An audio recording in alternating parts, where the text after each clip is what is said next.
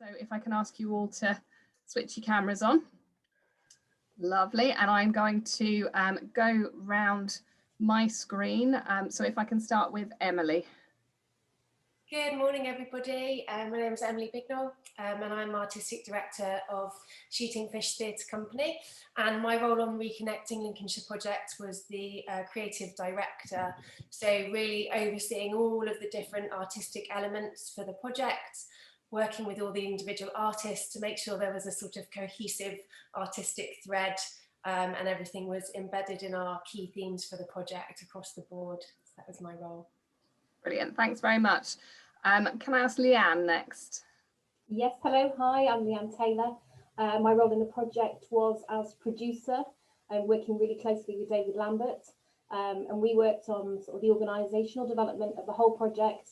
Once we got to the production stage, obviously that included things like the casting call and working with the casting director to cast for the actor parts, the logistics around rehearsal spaces, actor accommodation, staging, and then booking of sound and lighting, the van hire, all the nuts and bolts, really, the organisational side of pulling it all together.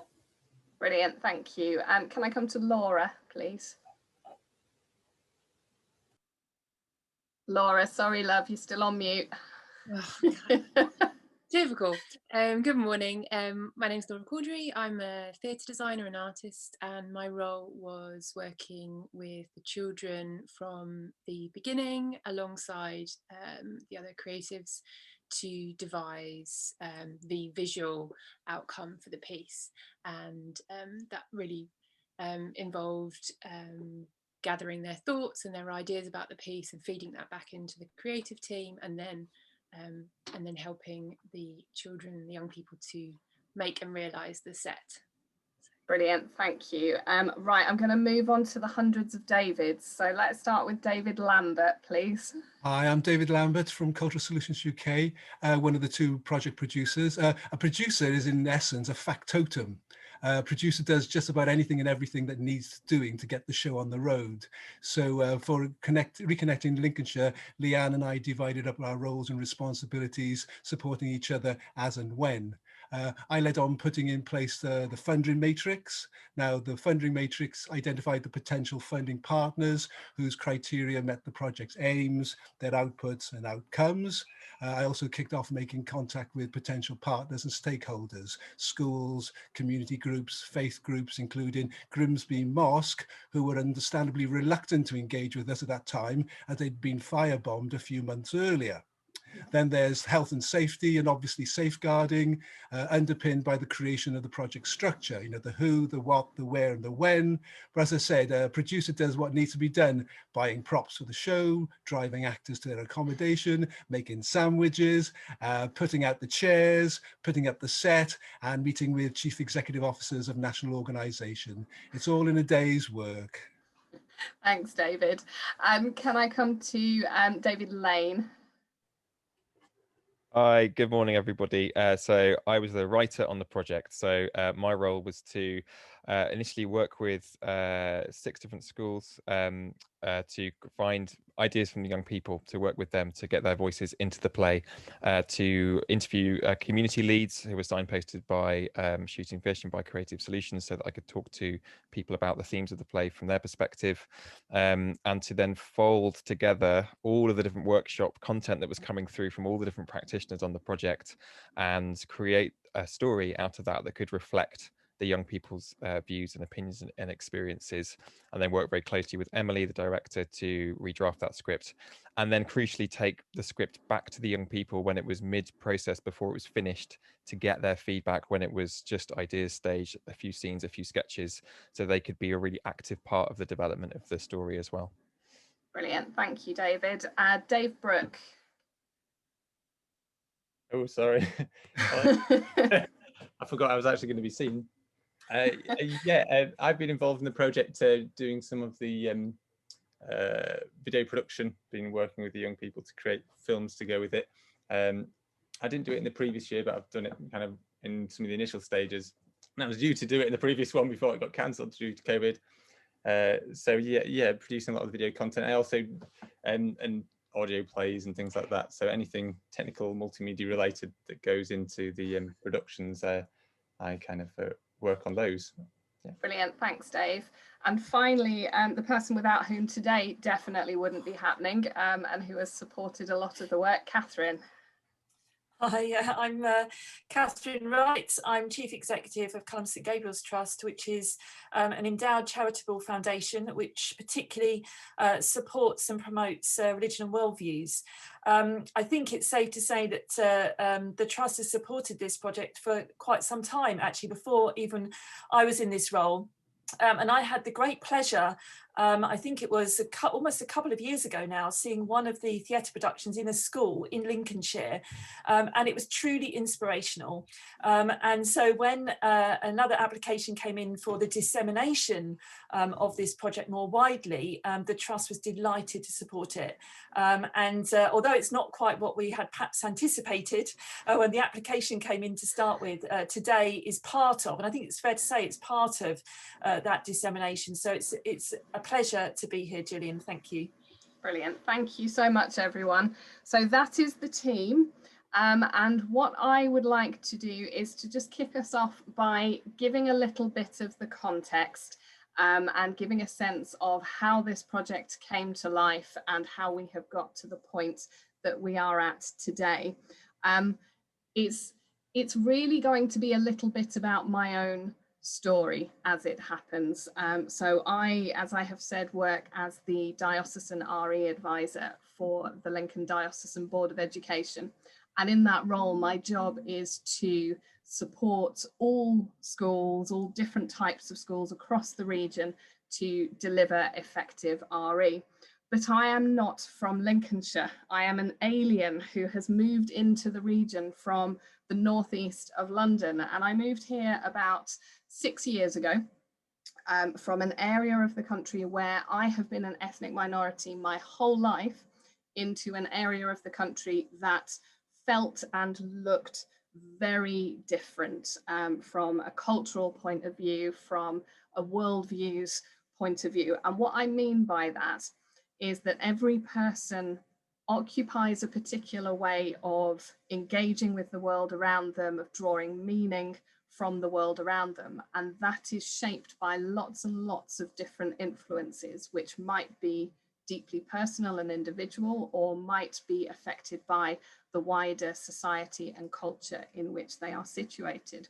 So I moved from one worldview, if you like, to an entirely different worldview when I moved into this region. And a good part of what I spent my first few years doing was listening and learning a great deal of humility, being a Londoner moving out of London.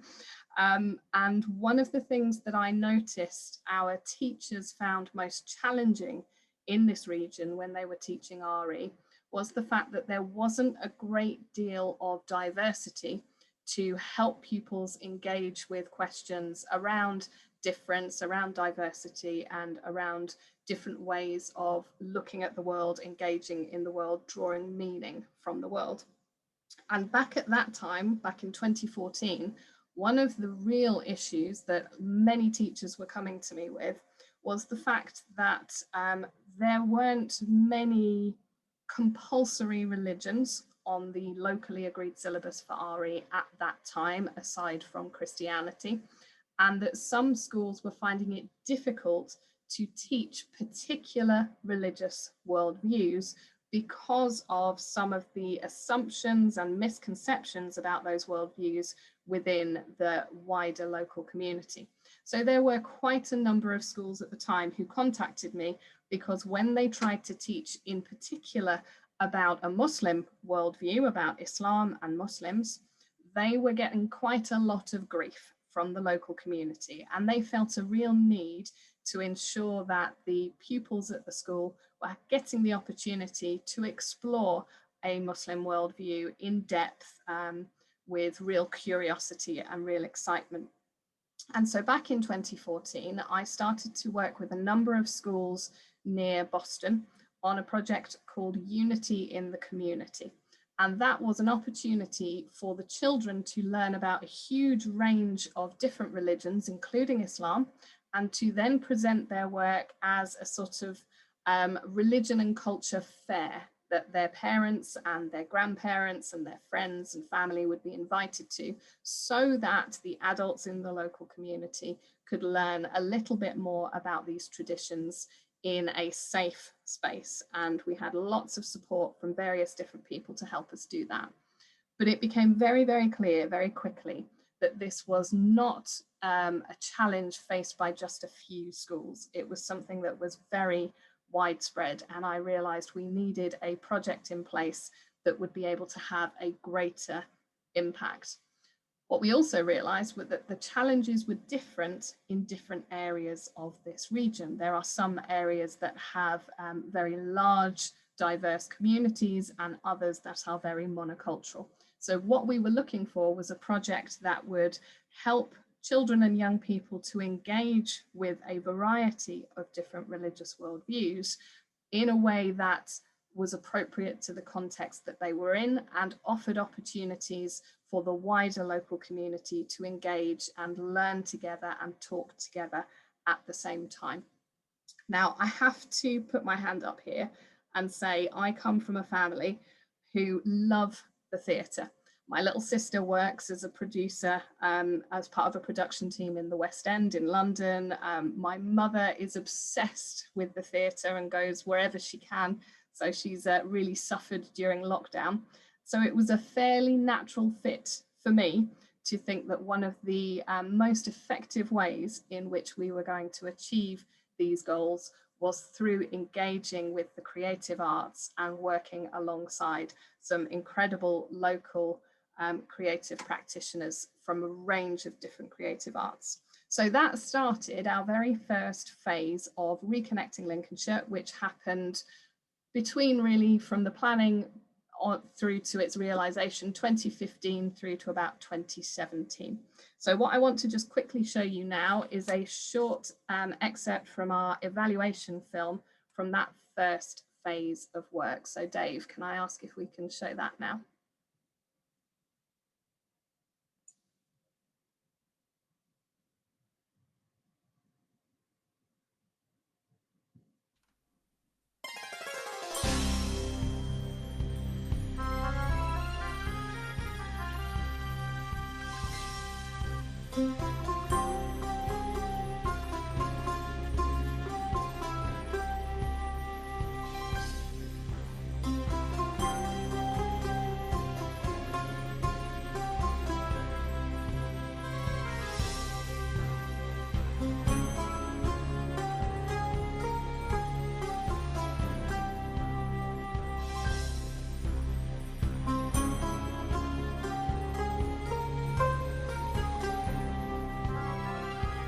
I wanted it to have a greater impact than simply helping the children learn about religions and beliefs in RE lessons.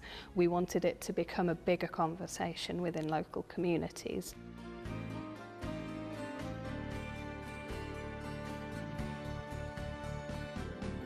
Well, I want to say Islam is a religion that came from the same source, the same God that everybody worships on this earth. So he sent messengers, and we Muslims believe that we follow the final messenger, Muhammad sallallahu alaihi wasallam.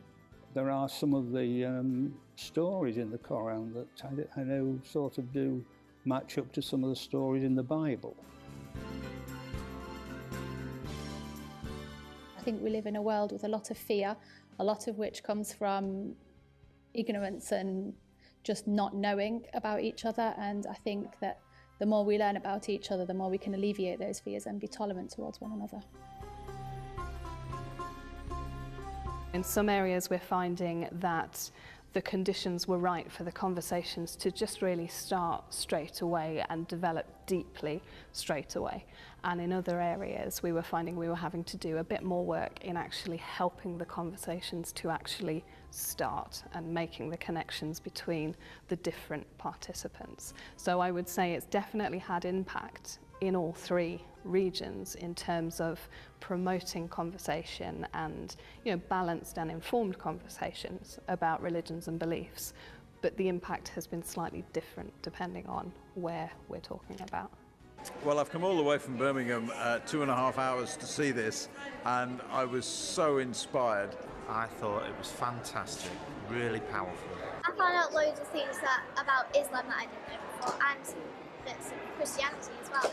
I probably learnt an awful lot about how both Islam and Christianity have the same things, and I didn't realise there was so much similarity. And as a Muslim who occasionally receives some negative attention, and you know, I have children and grandchildren that also do, you know, projects like this I think will go a long way to promote understanding between us.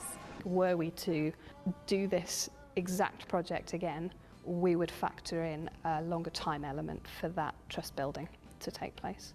Our ambition with the project is that we would work with children and the wider community. It was always about the wider community too. And I think that if we do it again, we would still want to make sure that we were engaging both those groups. It's been a time-consuming process because the children were performing, and obviously that takes a lot of time in rehearsal. So I think maybe to look at tweaking the script, looking at how we could engage maybe actors and the children have smaller elements so that we can work with more places, because I'd like to see it having a bigger impact across many areas. Though the gap between us sometimes seems so wide, if we can join our hands to reach across the divide, then in harmony and peace we can live side by side, for we're all the children of God. Oh, we're all the children of God. Yes, we're all the children of God.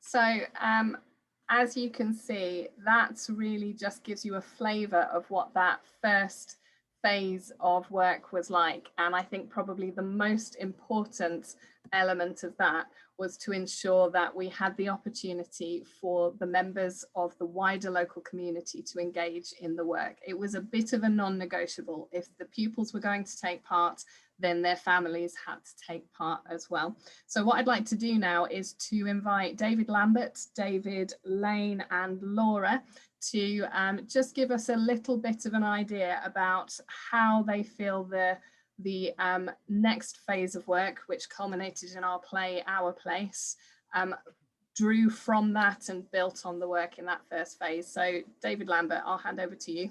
Thank you, Gillian. Well, as you can see, we were really excited and pleased with the first edition of the project. There were things that could have been better, and there were wondrous things that we never imagined would happen. I mean, from the evaluation and recommendations, we had a clear idea of how to build upon the successes and tweak, as Leanne said, what needed tweaking.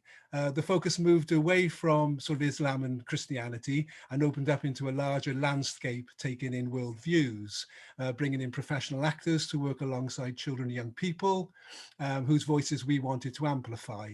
We wanted to reach more young people and saw the commissioning of a new play shaped by their voices as the way to achieve this.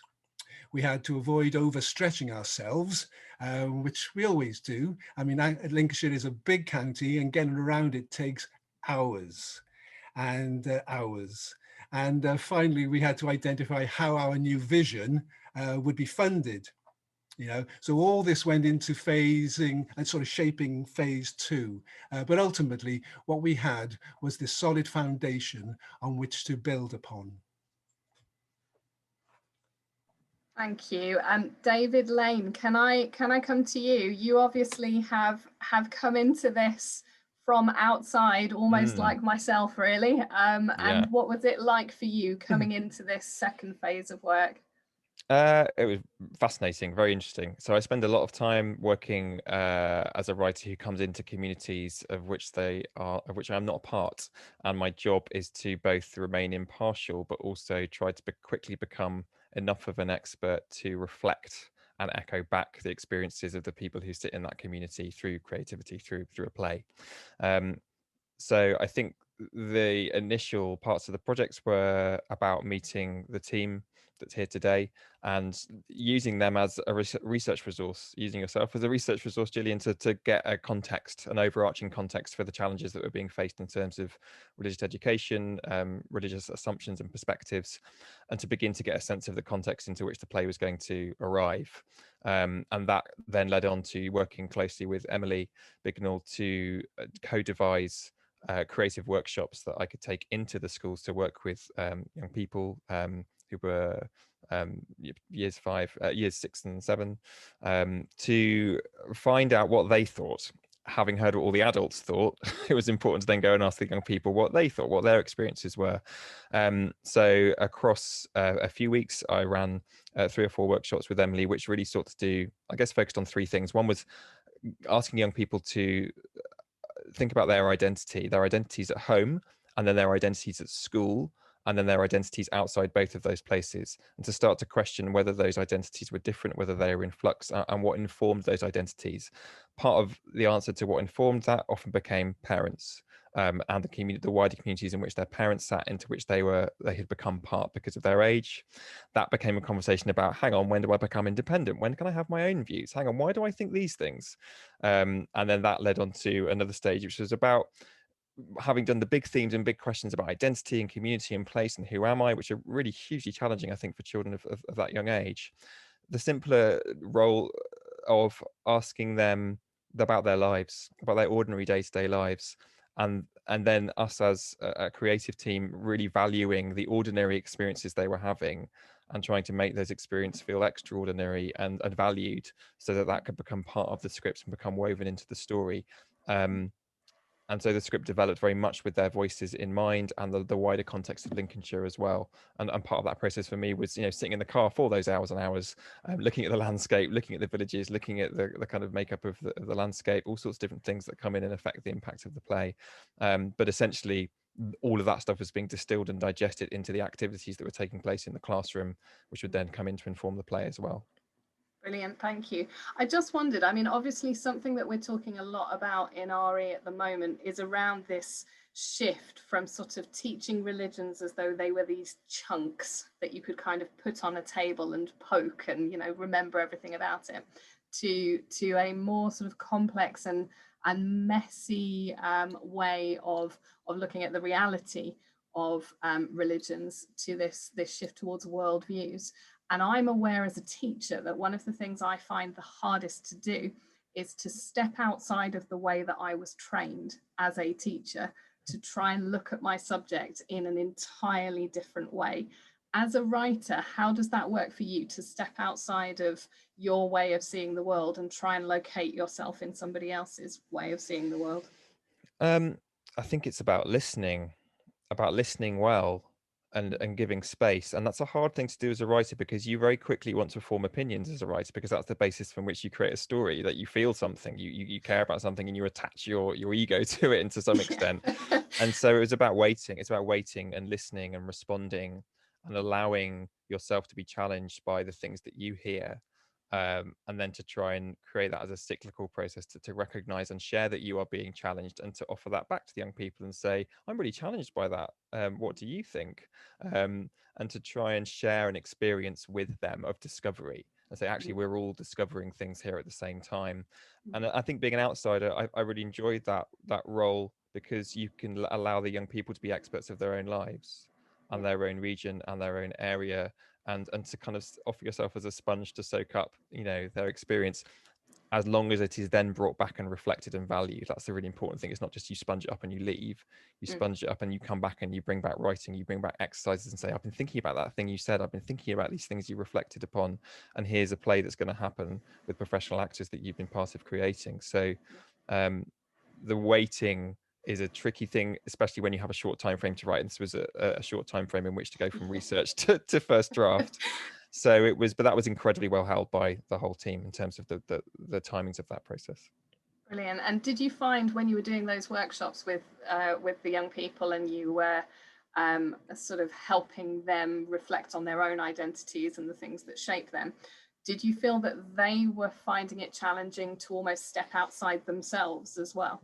Yeah, very much so. And I think that's about, again, about establishing trust, which you mentioned in the video as well. That it's a short time frame to establish trust. So the quality of responses really ranges from, but it's as important to recognize when young people can't express or identify something as it is to when they're very open. Like, that tells a story either way, that builds your understanding of their experience across those kind of between those two poles.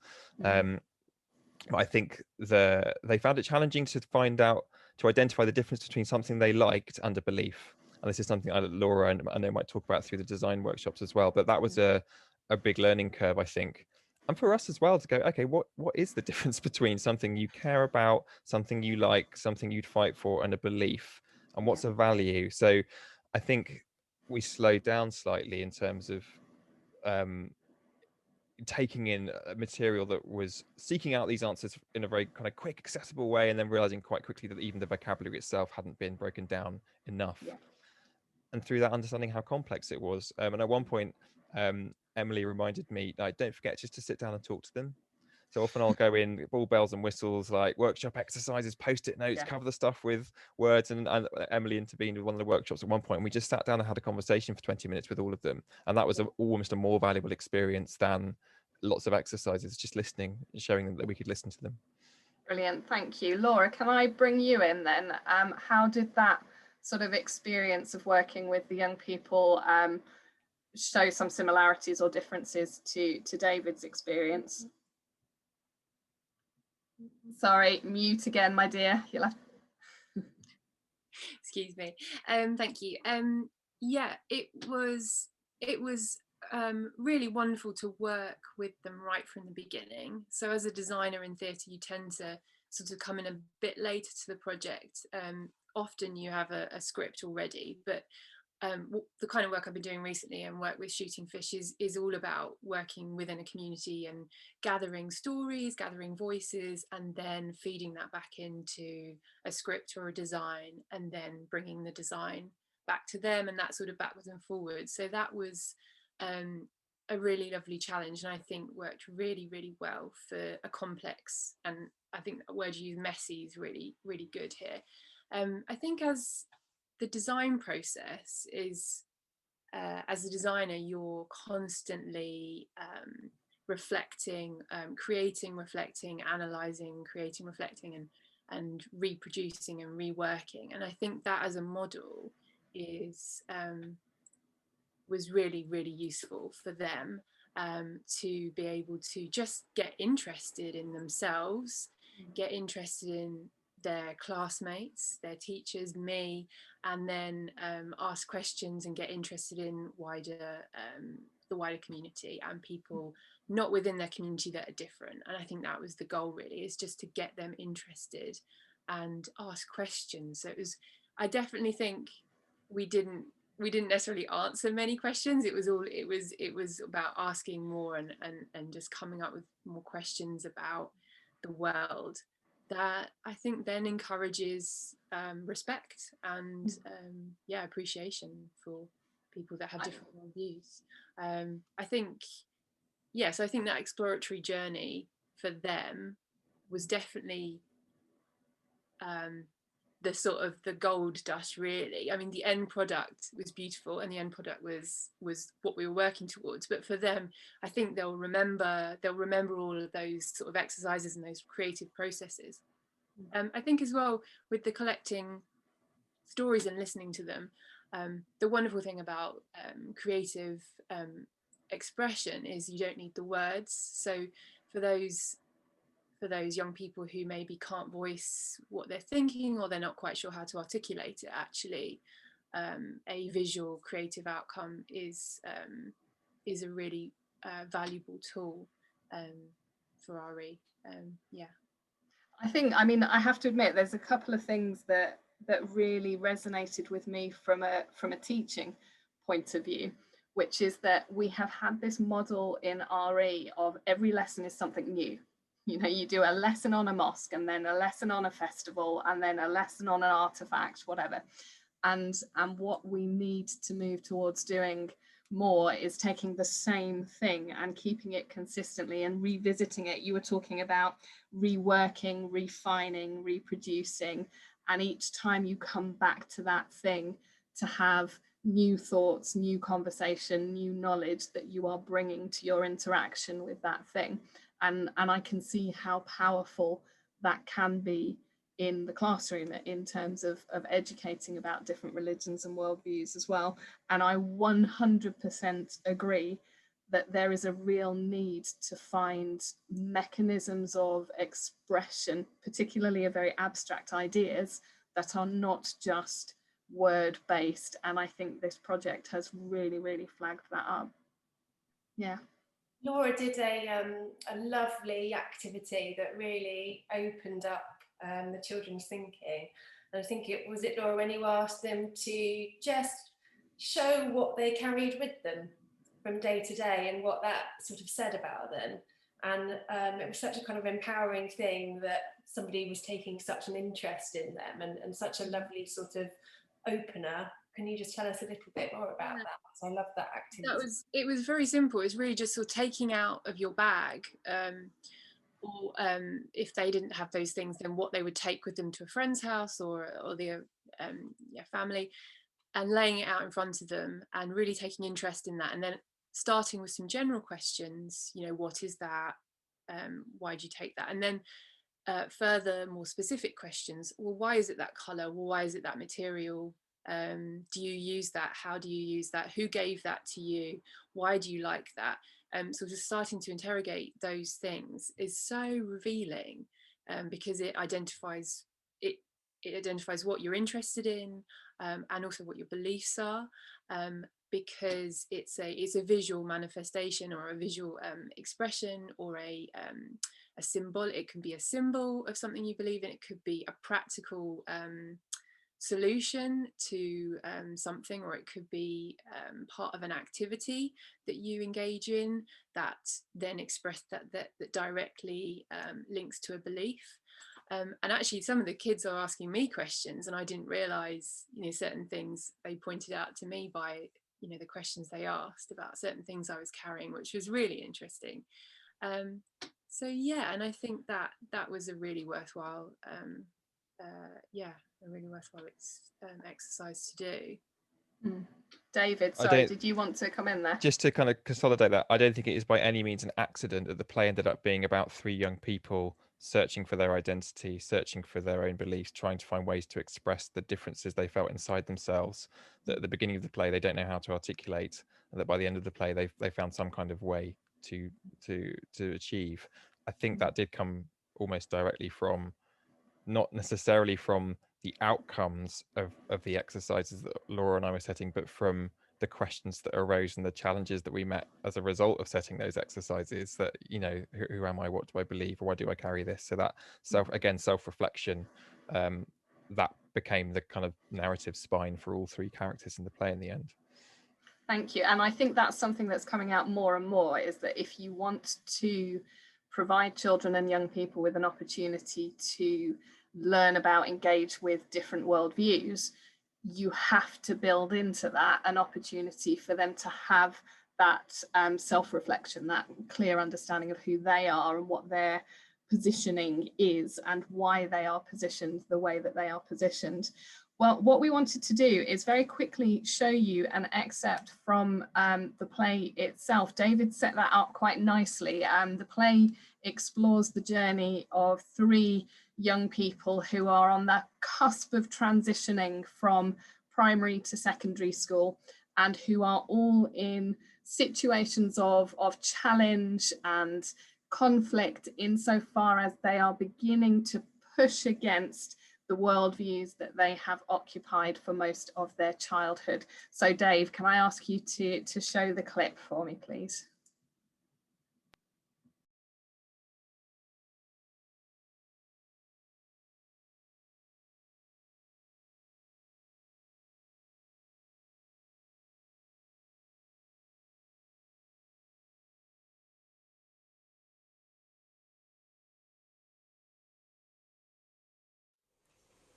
Get home from school a couple of weeks later.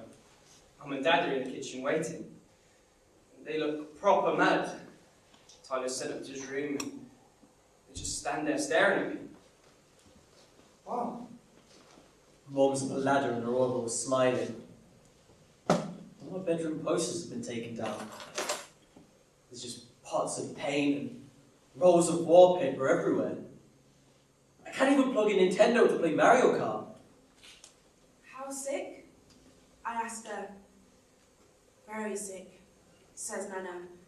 And I know your Gramps is a fighter, but he's not going to get better like last time. I see Mum's put up a bookshelf. Dug out all the stuff that I got given on my christening. My first book of prayer, a Garden of Eden cross-stitch, and volumes of Bible stories that she bought for every birthday. Slam his tea down the kitchen counter. You've been in touch with him, he says. We know because we checked your phone. We moved you out here to go away from them and everything they stand for. And even though I'm scared that Gramps is dying, I think that maybe this means that him and Mum will be together. Father and daughter are in heaven like they should be. Even though we're miles away from my best mate, I'm scared by how much they still hate him. They still hate Danish. I'm scared because all this Bible stuff, it's her version of me. She needs me to feel I'm on her side, not Dad's. She takes my hand, makes me kneel, and say the words again. Then Nana says, Gramps doesn't want a Christian service, not like your mum. Turns out he wants this natural woodland burial, this biodegrading coffin here down the dike. Danish who? They wouldn't let come round. Danish who I had to lie about, telling them I went to Lincoln for the football and not a secret trip with him. See Mum crying on the sofa when she thinks I'm sleeping. Wishing Dad had never left her. Danish who helped me with my science tests. Danish who played football with me in the playground, just like any other kid. She's making me do all this space stuff, just to give her strength.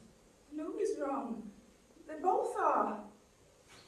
Grab the bag and tear upstairs. I can pack some clothes and sign on the skating and stay with Danish.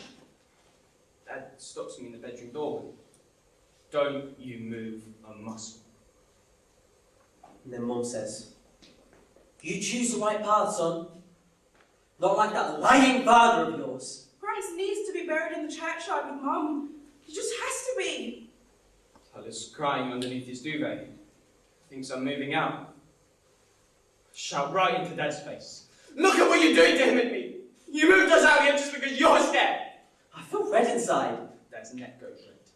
That boy is Muslim terrorist scum, just like the rest of them.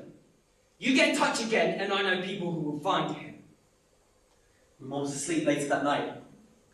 I take a pot of paint, and I march into the village. I'll go out into the barn and put the peas inside Dad's banner and drive around the field in ever faster circles, face so tight. Stare into Dad's face and think hard about Danish so I can see it in my eyes. Even though I shouldn't, I feel better when I've done it. Everything goes sort of calm. I jerked the wheel out to the right and slammed the brakes down just before the dike. I wasn't going to. I wasn't. Just keep staring until Dad's the one that gets freaked and he has to back away. I feel calm. It's all gone calm. For now.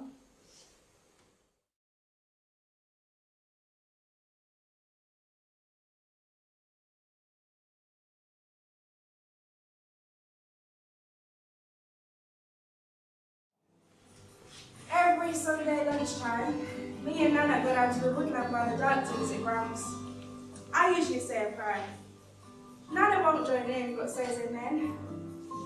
I start to read online about what Gramps believed, how his body and his energy have gone into the soil and the woodland and all of nature. I go down to the woodland sometimes, try to think the same way for a bit. It doesn't always work, but I'm keeping open to the possibility. We're creating something none of us knew how to, all by ourselves. Somewhere we didn't even know we'd have to get to. Our future places.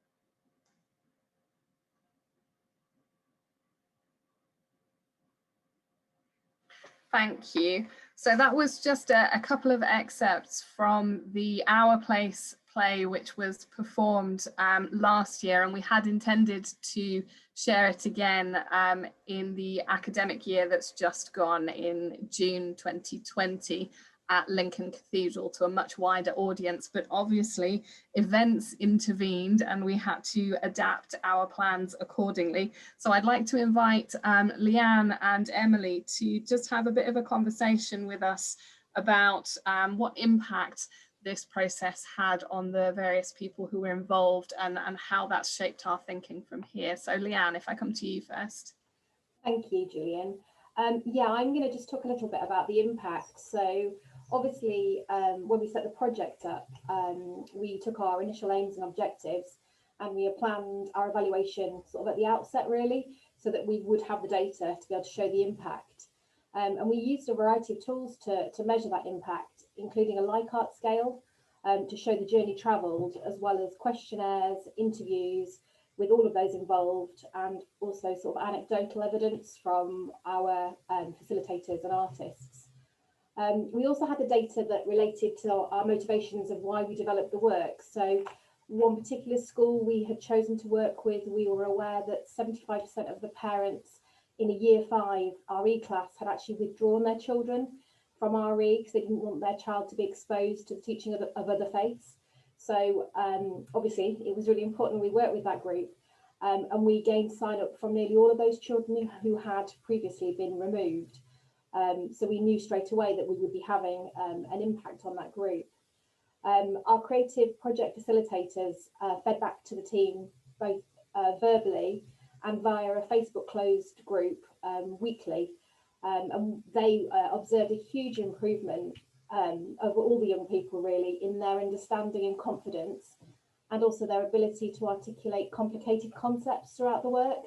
And that was really helpful as we moved through the journey to know that those conversations were taking place. The Likert evaluation that I referred to, that looks at the people's knowledge right at the beginning of the project, and then it reviews that knowledge at the end. And that showed that children had a 50% increase in their knowledge and understanding of discrimination, and also in their knowledge and understanding of different faiths and beliefs. And that sort of statistic, those figures were backed up also by interviews and questionnaires with parents and teachers. And they also reported an increase in understanding of the perception of the world, understanding of discrimination, the young people's understanding of identity, and then as well as sort of skill development around communication, self-esteem and confidence. We also observed the power of using theatre as an art form to encourage empathy. A good actor has that ability to conjure an emotional contagion, and that's when that happens, you don't simply spectate, but you interpret what you're witnessing and you also feel it. And you feel that kind of character's conflict as if it was your own, and then you take a moment to consider the world through those strangers' eyes. And for young people to get to that point is a really invaluable life skill, and to experience it simultaneously as a group reaction is really rare, and when it does happen it's really powerful. So it was really exciting for us as practitioners to be able to reflect on that with young people after the performance, and to be able to sort of witness that really. We delivered post-performance workshops to all the young people who'd watched the play, and it was really clear in those workshops that that empathy had been achieved. One of the workshop activities was to write a letter to one of the characters in the play, telling them what the young people thought was good advice for the future. And I'm just going to read a couple to you, because it was really clear that the young people had related to the characters' conflicts and had really understood, and through those letters sort of enabled them to have those difficult conversations. So I'm going to read a couple of excerpts that was written to the character of Ali. If I were you, I'd start to talk to my dad. You could write a letter and tell him how you feel, because if you don't, nothing will change. You can believe what you want and no one can say it's not true. It was good that you stood your ground against your dad, but it's a really hard thing to do. I think you should stand up to your dad. It will make you feel better. Hopefully your dad will see your side of it. I believe you should try and get your dad to understand Josh. and tell him not to judge people because of what they look like. Muslims are really kind. And then the last one, Ali, be careful about what you say to your dad, because he might not like it and he might get really mad with you. And I think, you know, those just really sort of show that the young people who saw the play had understood and had really connected with those characters. Just before I finish, a little bit of hard data, sort of those impacts. We ran 64 weekly workshops across 8 schools, which was a huge feat in terms of organisational skills. We had 2 premiere performances, and for that there was an audience of over 200. And then our theatre and education tour to schools saw over 1,600 young people involved, which was fabulous and really great to see. Just my final bit really, we asked parents in questionnaires why they felt the work was important. We had some really lovely feedback. I'm just going to read one of them to you, just sort of sums up really. The work is important because despite people's different backgrounds, cultures, belief and appearance, if we are honest and open to communication, we can see behind the mask and reach out to truly connect with one another for a more accepting, diverse and ultimately more successful and satisfying lives. I think that sort of says it all really. Yeah, I agree. And I think from the very beginning, one of our biggest concerns, honestly, was less about the children and young people and more about the adults. We were aware about how much pressure was being put on teachers by adults, not by children. And for me, I think one of the particularities of this context is the fact that we have so many families in this region. Well, it's firstly a relatively monocultural region, but it is also a region that has a very high proportion of armed service personnel.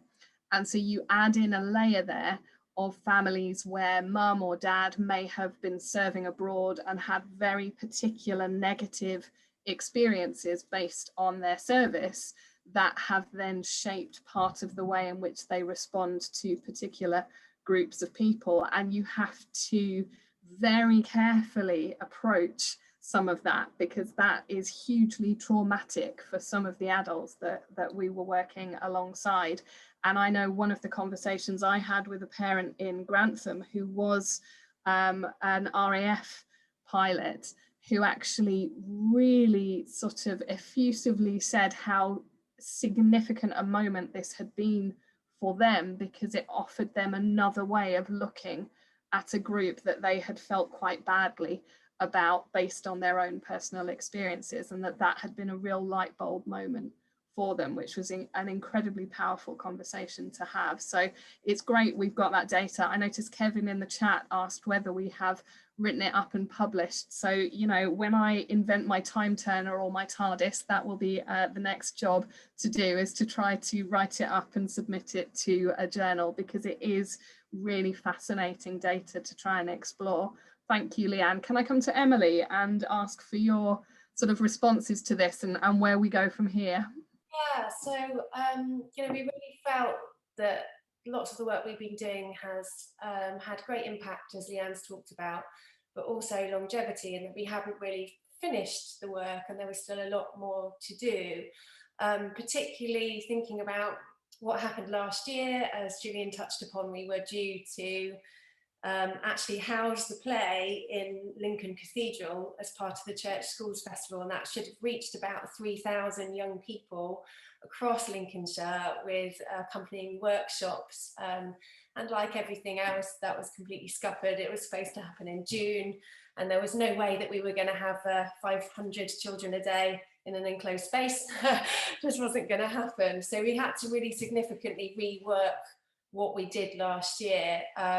We still had funding, we still had artists under contract, we still knew we wanted to have further conversations regarding the key themes of the play and of the project.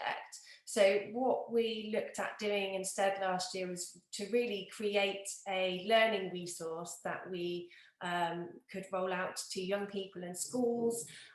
So we asked all of our artists to look at the key themes of the play, so look at beliefs, identity, futures, disagreeing well and respecting difference, and to come up with a series of workshop activities based on those key themes and based on their own individual artistic practice. So we now have a wonderful resource available online through our Reconnecting Lincolnshire website that anybody can go on and utilise. So it covers all of those areas, and there's workshops that can be, and activities that can be undertaken at home as part of homeschooling, and also in a classroom setting in filmmaking, in drama, in creative writing and in visual arts. So, you know, we would encourage people to go and have a look at that and utilise that as a resource. And it's been quite exciting in some ways, although we didn't do what we wanted to do. It's meant that we have had quite a wide impact. We were able to reach out nationally with that work, and we're still continuing to promote that. We also created some audio sections of the play, which we recorded with actors, so those sit alongside that learning resource. So that's been really exciting. And then we had to have a sort of sit down and really think about where we went from here, thinking about those conversations that we still need to have, the impact of the work that still needs to continue within the region, but how we do that in a COVID secure way, because at the moment none of us have any idea about when we might be able to get back into a theatre space and have any sort of live performance, which is obviously devastating for a theatre company, but you know, we all having to adapt and think about different ways of delivering work creatively. So we are now launching the next phase, which will run from 2021 into 2022, which we've kind of named Empowering Voices at the moment, haven't we? And really we're looking at how can we utilise some of these ways of working that we're now able to reach out to people in their own homes and remotely, and though we might not be able to go into classrooms, we can go in virtually into classrooms. We have talked a lot about already the fact that we have very little diversity across Lincolnshire. And you know, one of the things that's really important for our young people in that region is that they have access to diversity. And we're very careful about the actors and the characters we use within the play to do that. We want to continue to do that. So we're looking at broadening the project so that we're going to include a wider scope of religions in the next phase. So we had really focused on Islam, on Christianity, on humanism within our place, and broadening that out. And going back to some of the work we were looking at in 2016, which was about a really individualistic approach to understanding religion and worldview, and looking really at some of those lived experiences of day-to-day people in their religious lives. So we're looking at creating a series of podcasts that still embrace our key themes of belief, identity, futures, disagreeing well, respecting difference, but each episode will focus on a key aspect of religion and a lived experience. And we're planning on writing with young people some short plays that can be recorded as a radio play, at doing some soundscapes, so that what we really want to do is immerse young people in that experience of a snapshot of somebody else's life, and also having a series of conversations, difficult and courageous conversations around some of those more difficult subject matters and grappling some of those difficult ideas. So that's what we're really fundraising for at the moment and working towards. And we're hoping also to include quite a large geographical spread. So we're going to take a snapshot from different places across the country. So those are our plans moving forward. Nice easy job, isn't it? I have to admit, I'm quite excited about this, because it has that element of storytelling, of empowering voices that might not normally be heard, of using creativity as the mechanism for sharing those voices, for sharing those stories, but to then, with my sort of education hat on, enable there to be a conversation that picks apart some of the issues that are raised in those stories, in those radio plays, in terms of how one might sort of look at those particular worldviews through different lenses in a classroom setting, so that this is something that could be utilised as the basis of learning in the classroom. And I have to admit, I'm so beyond excited about the idea of creating these soundscapes, because I think what we can't do for all of the children in this region is give them that immersive experience. And even with our offer of participating in our place or seeing our place performed, we haven't captured every kid in the region. And by doing this, we've got a much better opportunity of offering something that anyone can engage with, that would be equally applicable to community groups, to faith groups, but also that can extend beyond our region, that can have a flavour of our region, but also introduce other areas of the country. Thank you, Emily, that's fab.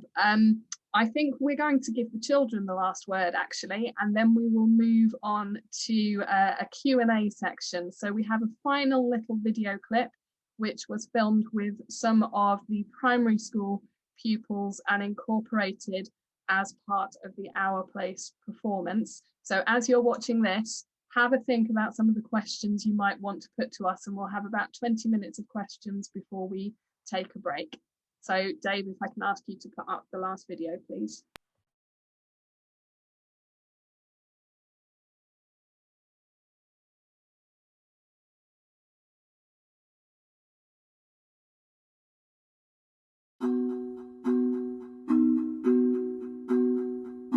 What does identity mean to me? Identity is the thing that makes you, you. Everyone has their own identity. The mask you put on so people can only see what you want them to see, like Bruce Wayne and Batman. The way people can be recognised.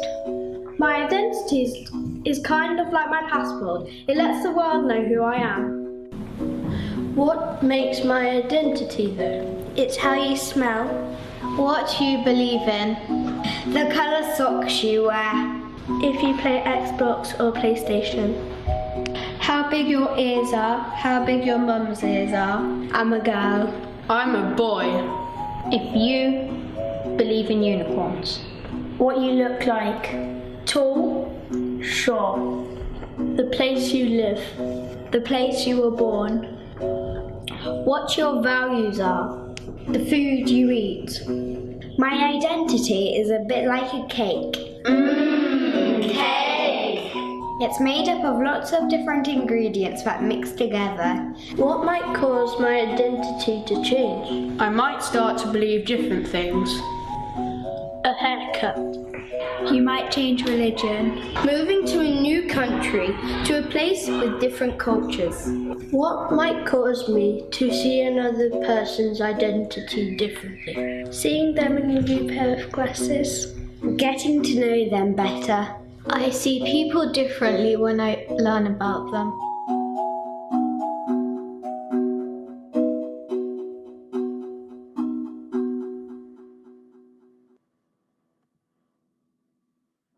Thank you so much. Right, well, we will open it out to questions now. So if you do have a question for any of us, please do indicate it in the chat.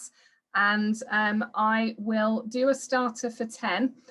If I can ask the panel, what's been your favourite moment so far? Anyone jump in of this project? I'm going to jump in, because I've definitely got one. So I had the pleasure of directing the Year 7s in the performance. So what you didn't see from the clips is there were certain bits that the Year 7s performed live alongside the professional actors. And one of the schools that I worked in, I had, well, I'll describe it as quite a challenging class of Year 7s. And they were amazing, but I had a few young people who were completely, and I mean completely, disengaged at the start, who just would not join in at all, just watch from the sidelines. And my best and proudest moment, I suppose, is that by the end of it, every single child in that class got up on stage and contributed in some way. And as a practitioner, that is so fulfilling. I can't even, to gain that trust and to to manage to give them the confidence to do that. So for me, that was fantastic. Thank you, Emily. Anyone else want to jump in? Yeah, I think. Oh. Go on, after you, David. Okay. I think one of the performances that I travelled up from Bristol, where I live, up to see, we were in a school and we couldn't get a blackout in the classroom. We couldn't use all the lighting that was available. The performers had to perform in natural light, just themselves, the children, the words. They could all see each other, and I think that was my favourite moment, because there was a quality of connection between those young people and the performers that was unlike the previous performance I'd seen when they were fully lit and there was blackout, and it felt more like you're in a theatre. And I always sit at the back watching the young people watching the play to see if I can kind of watch the ride they're on, and the quality of attention was just fantastic. And that felt like landing as a writer, to sort of see the young people, the young audiences engaging with stories that are about people their age. So that was definitely a favourite for me. Thank you. Leanne? Yeah, I was just going to talk about, in one of the schools I did the Leichhardt scale evaluation at the beginning and the end, so I got to see the children sort of throughout that process, and there was just some really lovely elements at the end when we went back to ask those questions after the show, where you could just really clearly see their passion and how much they'd learned and how much more able they were to articulate their feelings. And that confidence that had come through working creatively and having all those discussions around the topics. And it was just a much more sort of filled conversation, really, with their sort of feedback. It was great. It was really interesting. Brilliant, thank you. And Leanne, while I still have you, Jackie has asked a question. Do we know how many people have engaged with the education resources via the website? So I know that we have shared the information through social media via some of the main sort of RE specific social media groups, so NATRE and RE Online and groups like that. We've sent it out through sort of mailings to RE subject leaders in our region and beyond. We've put it up on our website and so on and so forth. But I'm not the website manager for this. So Leanne, are you able to? I'm not the website manager either. I will find out hopefully by the end of the day. Thank you. And we also have a question from Mark. Hi, Mark. He's asked, how do we organise things from a pragmatic point of view? So how are you identifying the schools, the classes? How do you then work with them in terms of delivering the workshops, carrying out the rehearsals? So if I start on that, Mark, we identified very specific schools. There was a process of identifying schools to work with based on the context in which they were placed and our knowledge of those schools and the conversations we'd had with them previously. And the schools that we selected were selected for different reasons, but often it had to do with situations of serious Islamophobia. That was one of the key indicators for us, that would be an important school for us to work with. So at least 2 of our schools were selected because we knew that there were recorded incidents of serious Islamophobia. For some of the other schools, it was where there were actually communities where there were a far higher degree of diversity, but a feeling that perhaps different groups were in their individual silos and not necessarily connecting very effectively. So that was another criteria for us working with them. In terms of actually thinking about the practicalities of the workshops and rehearsals, I shall hand over to our facilitators and our producers. How did you go about doing that?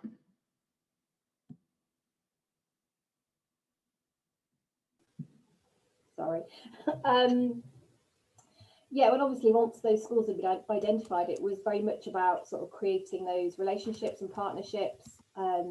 We went into, David and I did a bit of a tour, didn't we? We had a day where we sort of drove around Lincolnshire, visiting several schools and having conversations about what we were offering and what we wanted the schools to get out of it, and trying to match everybody's availability and the days against practitioners. Yeah, it was really interesting, and also different schools' approaches as well in terms of how they wanted it to run, both sort of physically within the school. And so yeah, it was a challenge, but There were lots of spreadsheets involved, I seem to remember. There was a lot of spreadsheets, which you're very, very good at doing, actually, Leanne. But I mean, it really was about. I mean, it was about slogging around the county and making. Some schools would say we can do Thursday afternoon between 1:30 and 2:30. Can that work? And so we'll get back to you on that. And it really was just it was a slog, but that's what you got to do. We put the miles in, and we discussed the expectations.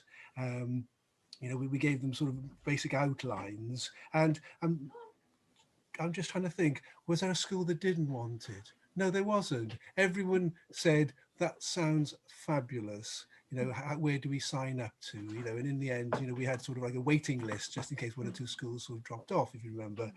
So it really was those first initial sort of contacts. It really was about just getting stuck in and going around and making sure that what we're offering, or at least the scope of what we're offering, fitted in with the school's sort of expectations and plans, wasn't it? I mean, pretty basic stuff, really, but just gaining that sort of trust and ultimately then goodwill, really. I think once it was up and running as well, I think practitioners sort of took over a little bit, didn't they, those relationships with schools? Yes. And it was easier because once we were there and live and had that relationship and rapport with teachers and schools, we could then negotiate extra sessions, or if things needed to change or alter or be reviewed as we went along.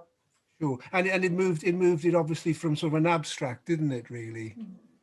Which was so important, really. Yeah. And I think it's worth noting as well, we could not have done this without the support of the schools in releasing up curriculum time for the pupils to participate in this. But I think it's worth noting that every school that we engaged with understood the significance of this work, not simply for the RE curriculum or the PSHE curriculum, but also in terms of their school's broader strategic vision around how you are fostering a sense of a community that can live well together, and understanding that this work sat within that broader context. So that was a key element. I think the support of the senior leaders within the school, the support of the teachers and the teaching assistants who were there to mostly supervise the workshops that we're carrying on and so on. I am going to move on because we've got quite a lot of questions coming up. A couple of people have asked whether we can make the videos available on the website, the pupils sort of video clips like the identity one, and we do have various others that were included in the Our Place play as well. I would imagine that would be a fairly straightforward thing to just add to the website, so we will look into that. We've also got a really interesting question around how we felt our own practice developed and what our challenges were in terms of this particular project. So does anyone want to jump in on that? David Lane, do you want to jump in? Yes. Because you have to leave us at lunchtime and this is your opportunity. That's okay, yeah. So I think the biggest challenge was the expectation of the amount of content. This is personal, the content you think you might get out of a workshop, and then the barriers of initial engagement, not distrust, but just unease and anxiety around the fact there's a new person in your classroom. What are they going to do? Am I going to get it right? And I think in terms of how my practice developed across the 5 or 6 workshops that I was running and co-running with Emily, as I just went much more slowly and tried to listen more and try to simplify the activities I was doing, and actually did move away from text and did move away from words and did move away from things that depended on on literacy, I suppose, because it became much easier to garner responses from the young people when they were involved in dynamic kind of action, physical images, storytelling, things that they could grasp quickly about friendships, loyalties, rather than written work, I suppose. And I think that brought a greater quality of attention from them and for me as well as a writer, looking for characters and looking for scenarios and looking for conflicts and tensions and trying to read into what wasn't being said as much as was being said. So I slowed down. I think that was at I felt like the pace of delivery in terms of what I was trying to achieve with each workshop slowed, and with it the quality of engagement and material increased. Thank you. I'll add in my Threepenny Worth. I think that, and I sort of vaguely mentioned this at the very, very beginning, I had come into this region from a community that was incredibly diverse, and I had never known anything other than a community that was incredibly diverse. So for me, part of my challenge and the way in which my practice developed was to do what David was talking about earlier on, and stop and listen, and spend an awful lot of time listening and try and get my head around how the world looked through Lincolnshire eyes, because it was very different to how the world looked through my eyes, and how that would affect the way in which I pitched the work that we were seeking to achieve. To me, it was totally self-evident that having a fully diverse community was a positive thing. I just assumed that that was a given, and that was totally based on my own experience of growing up. And what I very quickly realized was that it wasn't a given for the people that I was working with. So I needed to do quite a lot of work around how I would articulate why this might be a useful thing or a helpful thing for the individuals themselves, as well as the broader community. So again, it was that process of slowing down a little bit, listening quite a lot, but also very much making the effort and training myself really rigorously to look at the world through somebody else's eyes, and reflecting on that now, I'm aware of how that has affected my own worldview, and how my own worldview has adjusted slightly as a part of taking part in this process. Anyone else want to jump in, because we've got a little bit more time? Yeah, I've got just a thought, an observation, and it's sort of, I've shared this with the team many times, really. But it's, I mean, in a county that 98.5% of its residents identify as white, I mean, having the part of Beth in our place, sort of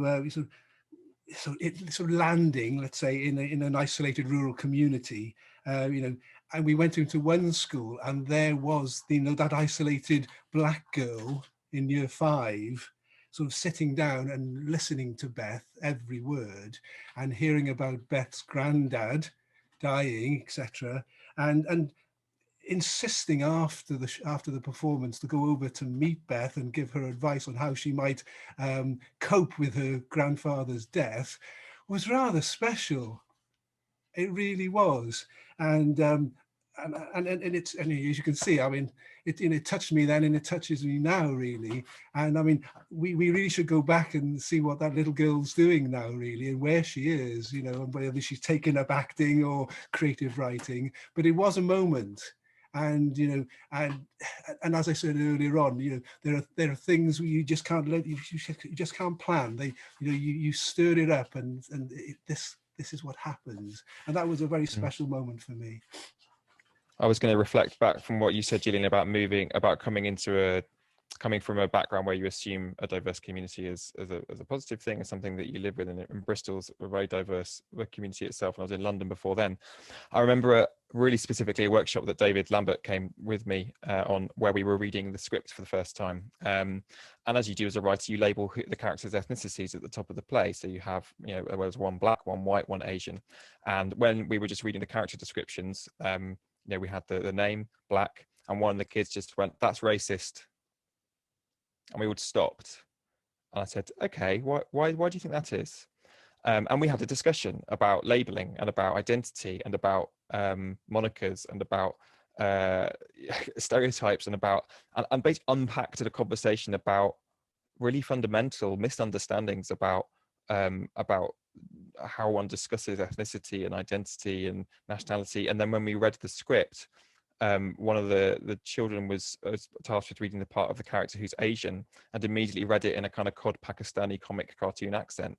And we had to stop then and say, "I don't think you need to do an accent," and just sort of intervene. But there were sort of fundamental moments where, again, the practice had to really slow down, because you couldn't just assume that everyone would just swan through this read through and it will be fine. There were really fundamental things that just hadn't been talked about and needed unpacking to proceed. So that was I guess a practical moment based on what you were describing, Gillian, about assumptions and catching yourself and asking yourself questions and being prepared, as David Lambert said, for things to crop up, and that you had to unpack them and deal with them when they occurred.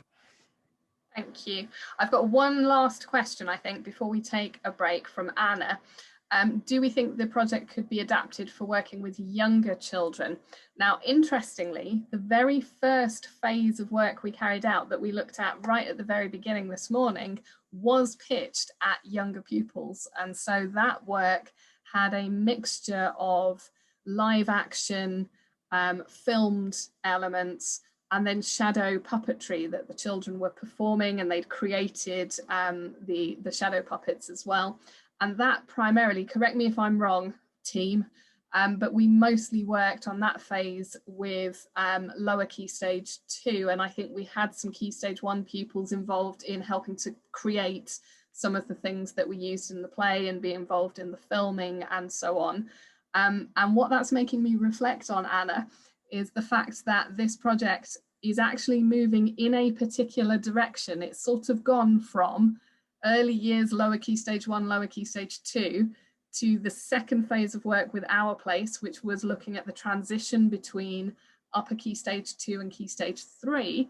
And I think our next phase is probably, and again, correct me if I'm wrong, guys, but we're probably pitching the next phase of work somewhere around upper Key Stage 2 right up through secondary, and trying to make it more accessible to adults as well. And what that's made me think, Anna, is whether we need to go back and have a think about whether that then pushes out the younger pupils, and how we might need to adapt things to try and extend the reach as much as possible. Does anyone else want to come in on that? No. Yeah, I mean, it was quite difficult, I think, in the phase 1. We did work with some year 2 classes, didn't we? Yeah. We found actually that was very difficult, and they were perhaps a little bit too young in some ways to have some of those conversations, but certainly things did sit. But I mean, it's very difficult when you're creating theatre, because you do have to be quite targeted in the audiences that you are gearing it towards, certainly. But I don't know, for the podcast, it might be that some elements are suitable for multiple ages, and some... It might be that we can use the soundscapes and have accompanying educational materials that we pitch at early years and Key Stage 1 possibly. It does raise a really interesting question for me as an RE person, in this conversation around sort of religions and worldviews. Do we build in a worldviews approach from the beginning of full-time schooling, from early years right the way through? Or is there a piece of work that needs to be done at early years and Key Stage 1 where you lay down some foundations of knowledge and you then begin to implement a worldviews approach from Key Stage 2 onwards, where the pupils are more able to have some of these more reflective and exploratory conversations around positioning and identity and difference and so on. So that's something really interesting to reflect on, I think. And Catherine's posted in the chat an article that specifically explores this idea around doing this kind of work in early years and Key Stage 1. Right, I'm going to pause there because I feel like we are at the stage where we probably all need tea or coffee. So I'm going to pause there. Thank you very much for your time so far this morning. We'll have a break and we will come back at 25 to. So if you want to go away, give yourself a bit of a break from screen time, and we will see you back here at 25 to. Thank you very much.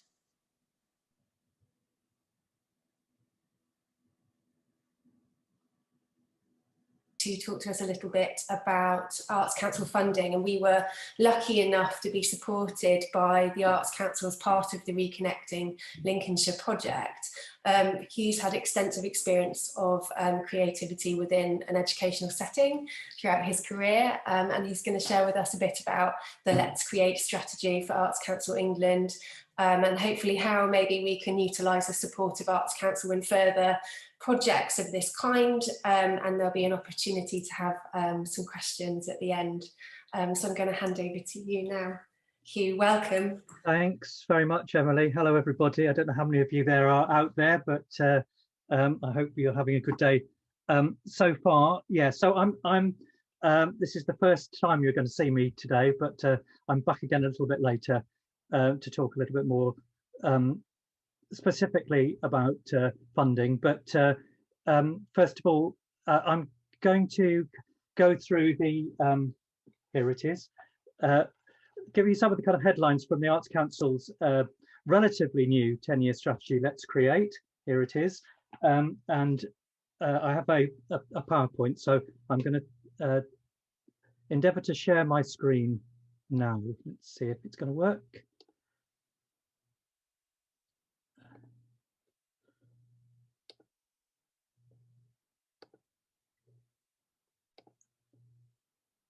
There we go. I hope everyone can see that. My name's Hugh James. As Emily said, I'm a Senior Relationship Manager in the Arts Council Midlands team. So working across the whole of the Midlands, that's both the West Midlands and the East Midlands. So it goes as far as Lincolnshire in one direction, all the way down to Herefordshire in the other. Part of my role is to have the kind of area overview for children and young people. So I'm going to focus very much on those aspects of it, but talk generally about the Let's Create strategy first. So to start, in case you're not aware, Arts Council England, we are the National Development Agency for Arts and Culture. Working for arts and culture in England, and our remit covers arts, but also museums and libraries development. And I'm going to talk about our new strategy, Let's Create, which describes itself as an invitation to, I can't read the full, let's see if I can get rid of this, move that down, there we are. It's an invitation to come together and create new opportunities for every person in England to get creative and enjoy brilliant culture. And the Arts Council, as well as the organisations and the people that we invest in, will need to change over the next 10 years. There's already been a lot of change over the last year as we've been adapting to the kind of circumstances that we're all dealing with. But one of the things that Let's Create perhaps signals for us all of us working with arts and culture, is perhaps a shift away from the supply side, if you like, not ignoring it completely, but kind of focusing more on the beneficiaries, the people who are benefiting from investment in arts and culture, particularly through the Arts Council and the public money and lottery money that we have responsibility for. But we can't do that alone. We work with partners both in the cultural sector and beyond to achieve the ambitions we set out in Let's Create. Now, Let's Create was published just over a year ago in January 2020, and just over a year ago it was a different world, but then quite soon COVID hit, and all the challenges that come with it. It's impacted on us all, but particularly it's impacted on the cultural sector's ability to pursue business as usual. But conversely, perhaps it's also highlighted the importance of culture at a time of crisis, and the ambition, the vision and outcomes in Let's Create that I'm going to talk about over the next 15-20 minutes or so are possibly even more relevant than they were just over a year ago. So when we were putting the developing the strategy, which took place over a period of about 18 months or so, we talked to a lot of people. We talked to people in the cultural sector, obviously. We talked to people outside the cultural sector who are kind of strategic partners, but we also had a lot of conversations with people of all ages, including extensive consultation with young people. And the evidence that we gathered when we were developing the strategy found, amongst other things, but two kind of big headlines really that inform the direction of the strategy and underpin it, that there are still widespread socioeconomic and geographic variances in levels of engagement with publicly funded culture, And particularly relevant to this, the opportunities for children and young people to experience creativity and culture, both inside and outside school, are not equal across the country. So that's kind of signals some of the change that perhaps we want Let's Create to spearhead. The vision, and as I said, it's a 10-year strategy. So by 2030, we want England to be a country in which the creativity of each of us is valued and given the chance to flourish, and where every one of us has access to a remarkable range of high quality cultural experiences. This is the overall aim and vision for what we want to achieve by 2030. But within that, securing the creative and cultural lives of all our children and young people is critical to realising this vision. The way that Let's Create is structured, it's structured around 3 outcomes: creative people, cultural communities, and a creative and cultural country, underpinned by 4 investment principles: ambition and quality, inclusivity and relevance, dynamism, and environmental responsibility. I'm going to talk about those in a little bit of detail now. Firstly, the outcomes. The 3 outcomes focus in turn on how people can develop personal creativity at every stage of their lives, how culture is created by and with people in their communities, and how it shapes the places in which they live, work, learn, and visit, and the development of an innovative, collaborative, and internationally facing professional cultural sector that we believe will be needed over the next decade. The first outcome, creative people, focuses on amateur and voluntary creative activity, including activity by children and young people, by, with, and for children and young people. The third outcome looks at the professional cultural sector, including those seeking to develop a career in the creative industries after they leave full-time education. And the second outcome, cultural communities, brings the first and third outcomes together by considering how the professional and voluntary sectors can work with each other to help shape stronger cultural provision in villages, towns, and cities. Now, these outcomes are ambitious. They're intended to touch everyone in the country. However, we recognise that there are places and people historically who've been disadvantaged by a whole range of factors, but particularly public funding, not just investment in culture, but including that. So the Let's Create strategy that's published now is the headline vision and framework for the next 10 years. That's going to be augmented by a series of delivery plans, which we're going to publish over the next decade. And in those delivery plans, we'll set out the detail of how we'll deliver the strategy. And those delivery plans will also pay particular attention to addressing historical imbalances. Specifically, we'll ensure that our programs meet the needs of those from lower socioeconomic backgrounds, disabled people, and those from Black and minority ethnic backgrounds who have traditionally had least access to our resources.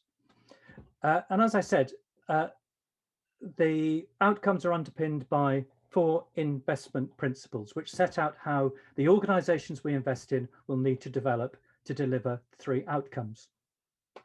Under these principles, all organisations that we fund will be dynamic, highly collaborative, inclusive, and relevant in the way they work and the culture they produce. And also they'll be champions of good leadership. They'll be ambitious, constantly seek to improve the quality of their work. They'll be leaders in their communities in their approach to environmental responsibility, and will be able to develop their success through creative and business innovation. Collectively, the organisations we support will also represent the diversity of the country, and individually they'll work in ways that are valuable to and valued by their communities, and also by their creative practitioners they work with and the partners they work with too. Now, the outcomes and investment principles are fundamentally linked. We believe people are better able to develop their creative potential if they have easy access of, and increasingly at the moment online, to outstanding libraries, museums, and arts organisations. Such provision must be locally accessible, but part of a national cultural ecology, one that's ambitious, inclusive and relevant, dynamic, and environmentally responsible. And that national ecology must be, in turn, be strengthened by talented artists from all communities who have been given equal opportunities to develop their individual creative potential. So together, the outcomes and investment principles guide us towards the creative and cultural nation we want England to become by 2030, as described in our vision. So Let's Create doesn't come out of nowhere. It also builds on the achievements over the last 10 years. But it positions the Arts Council to take a development role, not just for the organisations we've traditionally funded, but for the wider cultural sector in England. So we're kind of casting our net wider and our vision, looking at the whole cultural ecology and where the Arts Council and our investment fits into that. We want to support each person at every stage of their life, from birth all the way through, to develop their creative talent. From the stars of the future to people looking at something, trying something new later in life. We want organisations to work collaboratively to support their communities, culturally, yes, but also socially, economically, and also supporting people's health and well-being. And we also want communities to have more of an active offer to them. We'll support the cultural sector to be professional and world leading, generating new ideas, working in partnership and developing talent from every community. And also in Let's Create, and it's become increasingly apparent than how essential this is over the last year, there's a greater emphasis on supporting artists and independent creatives. So how does this relate to children and young people? Well, children and young people were at the heart of our first strategy, Achieving Great Arts and Culture for Everyone. And it was very clear from the consultation that we engaged in that the public places tremendous value on the Arts Council support for children and young people, and recognises the importance of working with in every consultation exercise and conversation that we had. It was one of the most prominent, if not the most prominent aspect. So we started from the premise it was essential to address the inequality of opportunity for children and young people that I mentioned earlier. So over the next 10 years, we'll focus on ensuring that children and young people are able to fulfill their creative potential and access the highest quality cultural experiences where they live, where they go to school, and where they spend their free time. Now, our previous 10-year strategy was based around 5 goals, including a specific goal, goal 5, for children and young people. But in Let's Create, we've deliberately changed that and woven children and young people throughout the strategy and incorporated into the 3 outcomes. And I'm going to talk a little bit more about how that is informing the 3 outcomes now. So the first outcome, creative people, as I said, it focuses on amateur and voluntary creative activity, including that activity by children and young people. And as I said, the public has said how much they value opportunities for children and young people to take part in creative activities, and they want to see more of our funding directed at widening and improving these opportunities. So we'll do this by looking at children from 0 all the way up to adulthood. So first of all, developing high quality and affordable early years creative activity. We recognise that the preschool years play a vital role in readying children for school, as well as helping to set the compass for future creative activity and wider success in life. And we'll support libraries, cultural organisations, community partners and the public to come together to make this available for all young people, young children and their families. So the early years and the family offer is something that's very closely entwined. In schools and in the education sector, we'll continue to advocate for the value of creativity in education in its broadest sense, but also advocate for the importance of a rich curriculum that includes art and design, dance, drama and music. We recognise that some schools really prioritise the arts, others it's less of a priority, but we want this to be on offer in every school. we currently work with the Department for Education, who supports a number of initiatives, and that will continue to remain central to our work in this area. We will encourage the Department for Education to build on its current investment, which is significant. So it supports music education hubs in every local authority in the country, but also other initiatives like the National Youth Music and Dance Organisations, the In Harmony music programme, and Saturday clubs, which provide opportunities for children and young people to engage in visual arts activities with professional artists, so that all children and young people can develop their creative potential inside and outside schools. We'll also work to ensure that creative skills and critical thinking more generally are developed more effectively in young people, and make the case for a stronger focus on teaching for creativity and creative thinking across the curriculum. That's building on a lot of work over the last 15, 20 years or so, but it's especially over the last year, the importance of creative thinking is becoming more apparent, and employers from all industries and sectors that we spoke to mentioned the value that they placed on creative skills and critical thinking in their workforces over the next decade. And finally, we'll create clearer, more accessible pathways for children and young people who are interested in pursuing careers in the creative industries. So we hope to be able to develop more opportunities for children and young people to be engaged, and as a result, there will be young people who will want to take things further. And these are not just young people engaging in creative and cultural activity in their schools.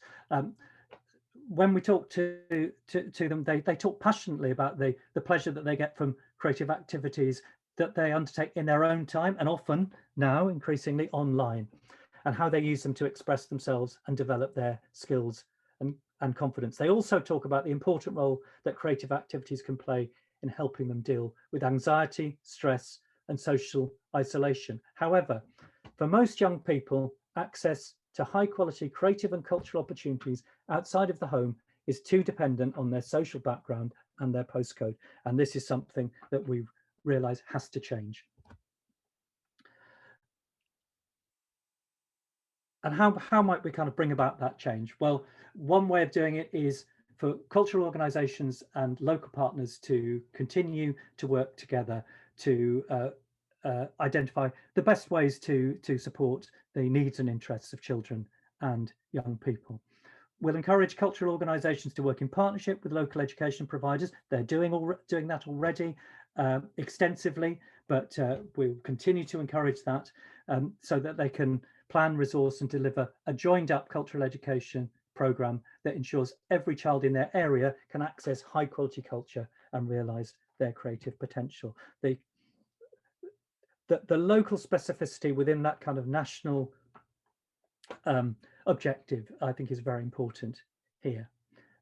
And moving to the national picture and the cultural sector,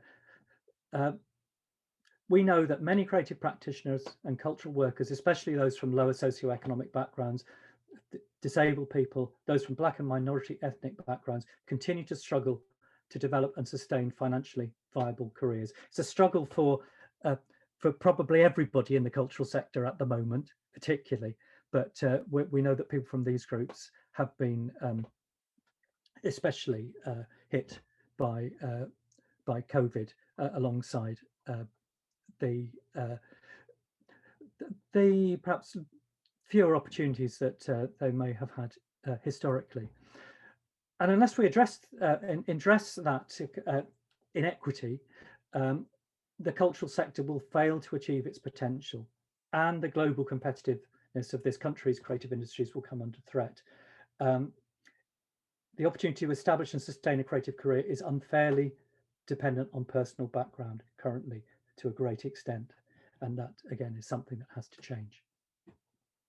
So what we recognise is that if the cultural sector is going to continue to be the success it currently is in this country, we need to draw on a talent pool that reflects society as a whole. It's much wider and deeper than it is now.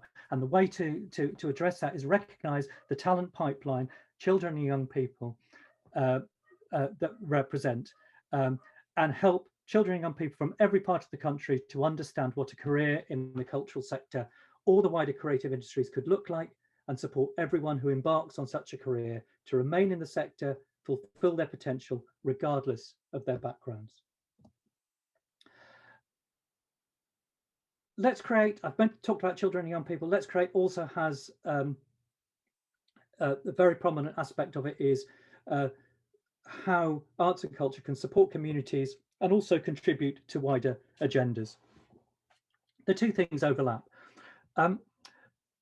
So over the next 10 years, we'll work to improve the way we make the case for the social and economic value of investing public money in culture. We believe in the inherent value of creativity in culture, but we also know that investment in creativity can deliver broad social benefits as well, and also generate economic growth and build healthy, close-knit communities. So relating that to the outcomes, in the creative people outcome, we'll support communities to design and develop more opportunity for creative activities, engaging them in making decisions about the culture that is on offer to them.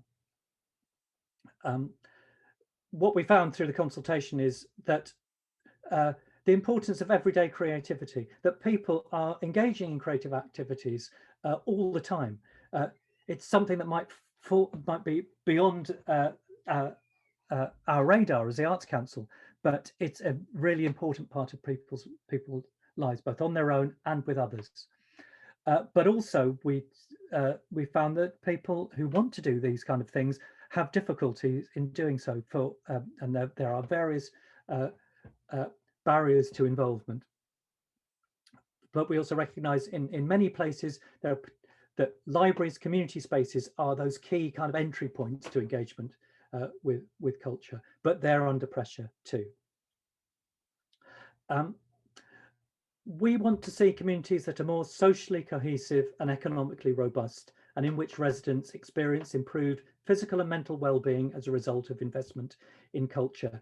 And this will only be possible if there's shared commitment to removing the geographic, economic and social barriers that currently prevent many people from taking part in publicly funded cultural activities. Many cultural organisations are in the process of evolving how they make and share culture in order to address this, while others already hold it as a core purpose. And one of the big initiatives that we've invested in over the last 10 years or so, the Creative People and Places programme, offers clear evidence that when communities are involved in shaping their local cultural provision, a wider range of people participate in publicly funded cultural activities. So that is something that we want to continue to support. We want to extend the partners that we work with too. We already work with a lot of partners within the cultural sector and beyond, but we want to extend that to support communities to engage with creativity and culture, and to use that to create thriving places where they live, where they work, and also where people visit. There's growing evidence that creative and cultural activity can lead to improved health and well-being, and we want to develop deeper partnership with the health sector, and that is something that we're currently beginning to explore further. We also recognise that the balance of investment in the past may not have always been equal, and we want to improve that. And we'll do that by working with partners on a range of projects, including capital investments, to look at technology, how that can be used to distribute cultural content into homes, something that we've all been kind of finding has been the way that we've had to engage with culture over the past year. But what it's also given rise to are a number of innovative solutions to the challenges that kind of COVID has presented to us. But we also use data much more extensively to identify where the need is greatest. So looking ahead, despite the uncertainty that the last year has thrown up, we're still very much looking to the future. Dealing with the immediate impact of COVID has inevitably been our priority for most of the past year, and will continue to be so over the coming months. But we firmly believe that the outcomes and principles behind Let's Create can help us respond to the impact of the pandemic and support the recovery, not just of the cultural sector, but of all society. We're acutely aware of how COVID has impacted on children and young people's education and their mental health and well-being. And some of our earliest actions linked to Let's Create have responded to this. So that's included working with bridge organisations, local voluntary organisations and food banks to distribute Let's Create packs. And these are packs that are filled with art supplies and creative resources that have been distributed to over 37,000 children across the country over the past few months. And another thing that we've supported is a project called The Way I See It. It's a project in partnership with Google, where children and young people from across the country work with arts and cultural organisations to produce creative responses to the pandemic and their experience of lockdown, which were then showcased in an online gallery that you can still access, I think. And as I speak, literally as I speak, we're in the middle of the assessment and decision-making process for the second round of the government's Culture Recovery Fund. That's a £1.57 billion package across the whole of the UK. And it's the latest in a series of emergency funding packages, which began with the Arts Council's Emergency Response Fund, which was rolled out in March. We've, in our open application funds, project grants and developing your creative practice, we've increased our support for individuals, so we also supported some benevolent funds, and we're continuing our conversations with DCMS, Department for Digital Culture, Media and Sport, and wider government about future support for the cultural sector. So what's next? We're identifying our priorities and working on the delivery plan for the first phase of the strategy. It's work that's necessarily needed to be modified in the light of COVID, but we're anticipating publishing the first phase of the delivery plan later in March. We are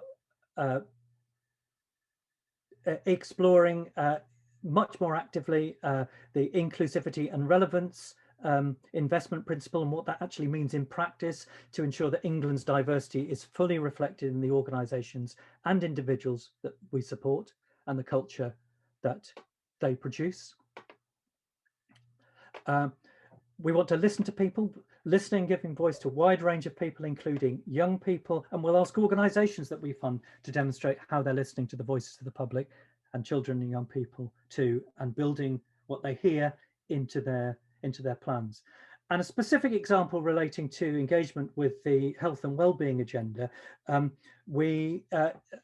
the autumn we launched the Thriving Community Fund, which has closed now. We're currently in the decision-making process for that, but that's a new fund aimed at voluntary community, faith and social enterprise organisations based around social prescribing, aiming to increase social connectedness and help communities cope with the impact of COVID. More generally, we'll be working with other agencies, local authorities and LEPs to ensure that our priorities and investment are as aligned as much as possible, and responding to all the other agendas that are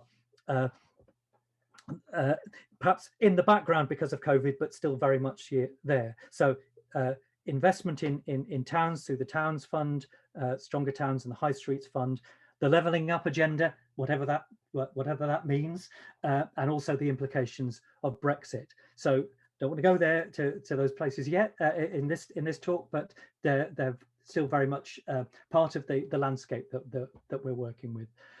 So that's nearly it from me. Well, it is it from me, but I'd like to end with some comments from the Chief Executive of the Arts Council, Darren Henley, in his blog in December. And he talked about it being a very challenging year, but that he was optimistic for the future. And he said, "My optimism stems from the resourcefulness and resilience of those that make up our sector, from the power of art and culture to support us through the months ahead, and from its capacity to allow us to imagine a brighter, better, fairer future in which talent is fully met with opportunity." In 2020, he said, "Artists, arts organisations, museums and libraries have been our life rafts. And as we turn to 2021, they'll play a critical role in our national recovery. They'll help us to heal and they will help us to grow." So thank you very much for listening to all that. I will stop sharing my screen now, if I can. There we go. And I don't know how much time we've got for any questions, but I'll be happy to take them. Very much, Hugh. It sounds like it's a very busy time at Arts Council England at the moment. Lots happening. Yeah. Yeah. We have got a few questions that I'd like to put to you if I could. So from Gillian's just asking if you can say a little bit more about how you feel developing creative skills relates to developing critical thinking for children and young people. Blimey. What's the link, you know, the actual link within the classroom and the you know, the power of bringing creativity into education? Yeah, well, if we think generally about creativity, I often think of it in terms of competencies. So problem solving, working together as a group, learning from each other, taking risks, divergent thinking, being open to new ideas, and being able to kind of transfer ideas and skills that developed in one context into another. So whereas creativity isn't purely the preserve of the arts, there are things that can be developed through engagement with the arts that can be applied elsewhere to other aspects of learning, to personal development, and just to kind of being in the world, really. Yeah. And I guess it leads on from that, but Leanne was also asking about, I mean, part of what you talked about was opening up pathways to young people, and this idea that actually there's some glass ceilings for young people. So yeah. Okay. And how does the Art Council see themselves as really opening up those pathways for young people for careers in arts? What are some of the things that are going to be put in place, do you think? It's something that will be inherent in our investment and in our funding agreements, certainly.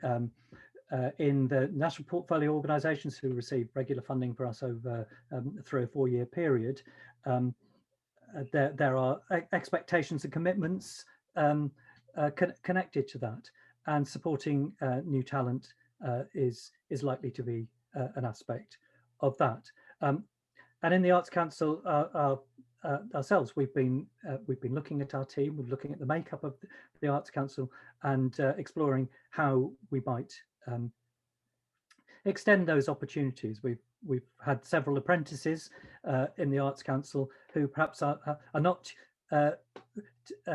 typical kind of people that might be joining the organisation, and they've certainly brought something to us that wasn't there before, and challenged our thinking, and that's feeding into recruitment as well. You know, it's important that the Arts Council, as well as all the organisations that we fund, reflect society as a whole, not just a section of it. Yeah, I mean, thinking back to our, and again, a question from Gillian, our particular project, and some of the things that we face within Lincolnshire is that, you know, we have got a kind of monocultural society within Lincolnshire, and I mean, for us, one of the things on our projects is how are we going to link with diversity outside of the region? Well, I would say, you know, take a very broad view of diversity. Think of all the protected characteristics. It's not just about ethnicity and race, although that's very important, particularly so, as we've seen over the last year. But it's you know, looking at diversity in its broadest sense. So alongside the 9 protected characteristics, we also see socio-economic factors as an element of our thinking around diversity. Right. Okay, thank you. Well, we're just fast approaching the lunchtime slot, so I know we're going to hear from you a little bit later on. You are, yes. Which is great in regards. If you dare. Yes, and from Catherine as well, just a little bit more later on about how we can start to utilise some of the money to deliver some fantastic work with our own organisations. But thank you very much for your talk on Let's Create. It's given us a really nice broad overview of what Arts Council are working towards. And I want to invite everybody to now go and take a bit of a lunch break and then come back again and join us at 12:40, where we're going to have a case study and then a further look at how we might start to fund some particular projects. So thank you very much, and we will see you all after. See you later. Yeah.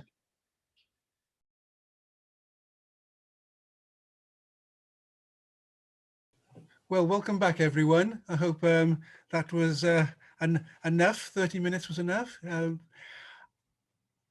We're going to launch into a case study now. I mean, having worked in the arts and cultural sectors for over 35 years, we're well aware of how the arts deliver on a wide cross-section of agendas.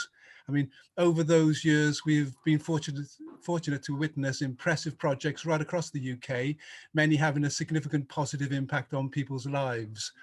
For the Symposium, we were keen to place a spotlight on one such project, and Assam Ali, who's the secondary advisory teacher at the Lincoln Network, offered to share some of the work of the network at the Symposium. Assam, as is the way, is teaching this morning, so can't attend, but has produced the following film. After the film, Meg Henry, who's co-director of the Lincoln Network, who's just come hot foot from another sort of conference or meeting online, of course, it's the way, is happy to answer any questions or add further comments about her work. So we'd like to welcome welcome Meg to the group, and at this moment in time, if David could play the film, that'd be great. Thank you.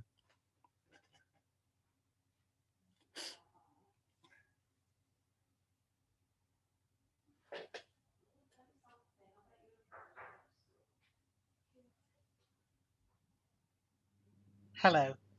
We would like to talk about why we at the Lincoln Network believe that arts and creativity in our work with pupils can help to break down barriers.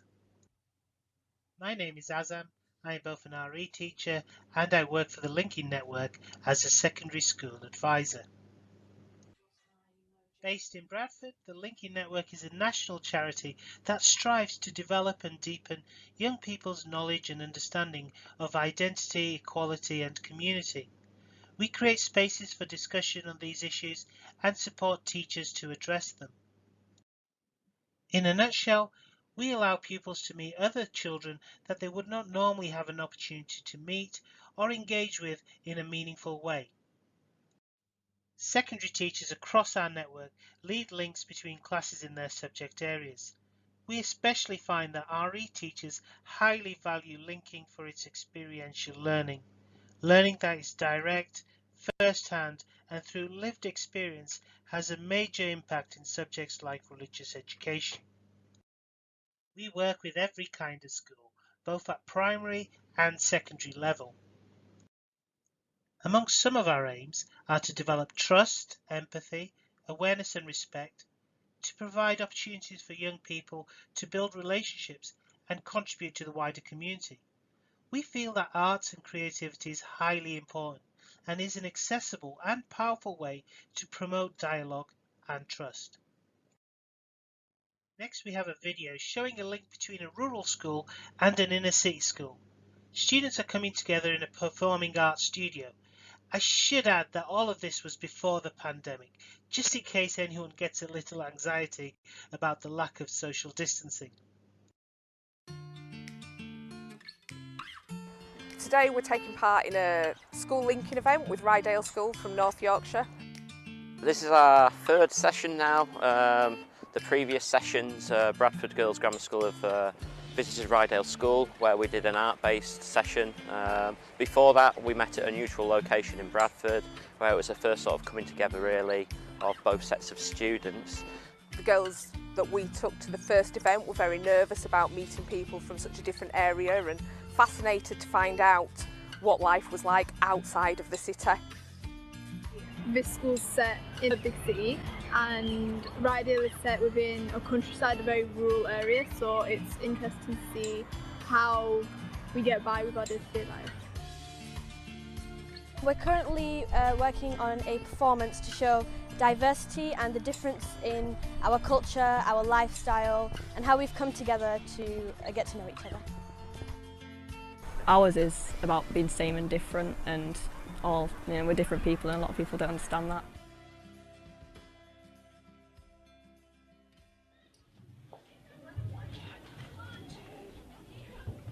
Welcome to our world, where diversity is shunned, where we are controlled, where we are entrapped. Yet we control, for we have minds, but we know nothing. We must learn to live together, side by side, for although we are one, living together peacefully, we are not the same. but we are happy. Same but different.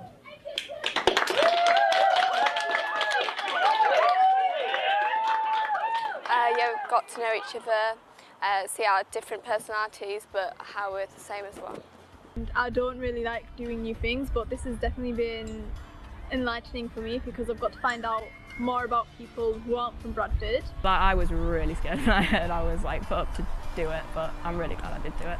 Every time it's better because you learn more about each person and their life in the city, our life in the countryside. So linking with a school that's entirely the opposite to what they are themselves is fabulous. This on a bigger scale is politics, it's world politics, it's understanding, and if we can communicate and we can negotiate, we're going to have a better world. A lot of the time we think about ourselves and our friendship circle and who goes to our school, but we never realise there are so many more different people outside our school.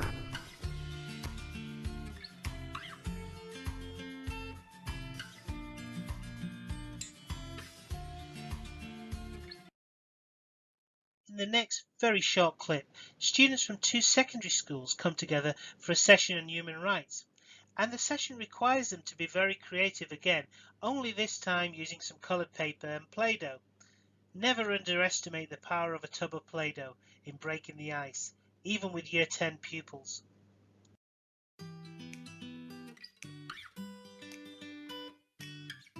So today is our second opportunity for Grange students and Buttershaw students, which is working in partnership, working together to exploring their identities.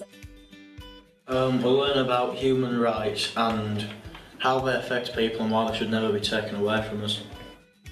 So Grange Technology and Buttershaw School are so close together in terms of miles, literally 5 minutes apart, but we found that the students weren't integrating and they weren't mixing well together and actually living in 2 very isolated communities. But this session has brought them together in terms of looking at how similar they are. The students get a lot out of it, they get really excited about it, they like to talk about it amongst their peers at school. It's good, it's nice to get to know other people and their ideas and takes on the same things. Because when we were talking about the health and education systems, I first agreed with health being more important, but the other person that is from Buttershaw, they had a different opinion, and I decided that perspective was more important than my own. Used to working with different people and talking to people you wouldn't normally even meet, which is a good thing for people with different backgrounds and how they will possibly talk to people in the future.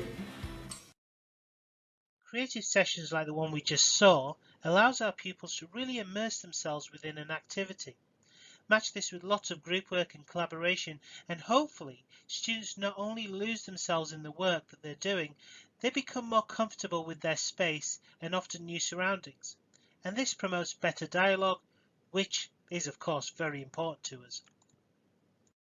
Our work is rooted in social contact theory, which has found that positive, meaningful interaction can reduce prejudice and so lessen hate and increase openness to difference. Social contact theory has been widely researched since 1958. The research shows that contact between different social groups, especially during childhood and adolescence is powerful in overcoming prejudices.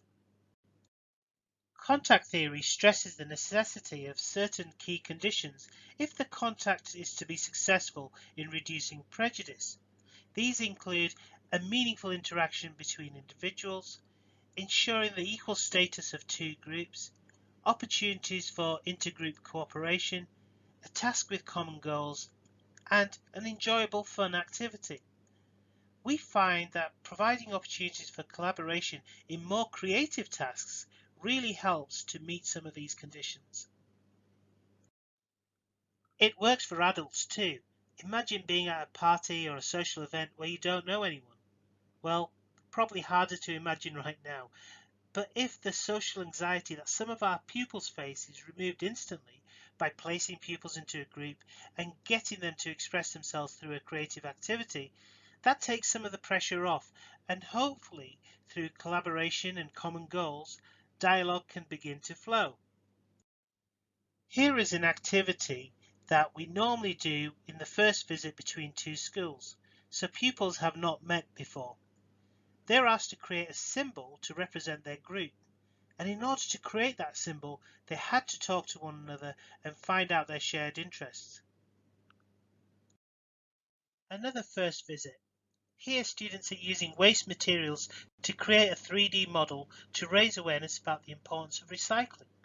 Lots of planning and thought has to go into activities like this, which means that students automatically find themselves talking with each other in order to meet the outcomes. As an experienced RE teacher myself, I can tell you with confidence that my best lessons are when my pupils are learning and having fun. We plan our linking sessions so that they are a positive experience for all involved. Hence, a lot of our planning is around engaging pupils through drama, art, craft making, poetry, music, and anything else that we feel would be creative and fun. Creativity like this is great as it engages pupils, creates a sense of community within groups, encourages pupils to think outside the box, provokes deeper thought and critical thinking, and allows pupils to share and collaborate towards a final outcome. Of course, the pandemic has meant that linking is no longer face-to-face, but as we are becoming increasingly isolated, now is more important than ever to create opportunities for linking. We have created a program called Shuttle Dialogue Linking, so while students don't meet face-to-face, they still have many opportunities to share ideas and thoughts with their linked school. Thank you for listening. Please do get in touch if you would like to find out more about our work.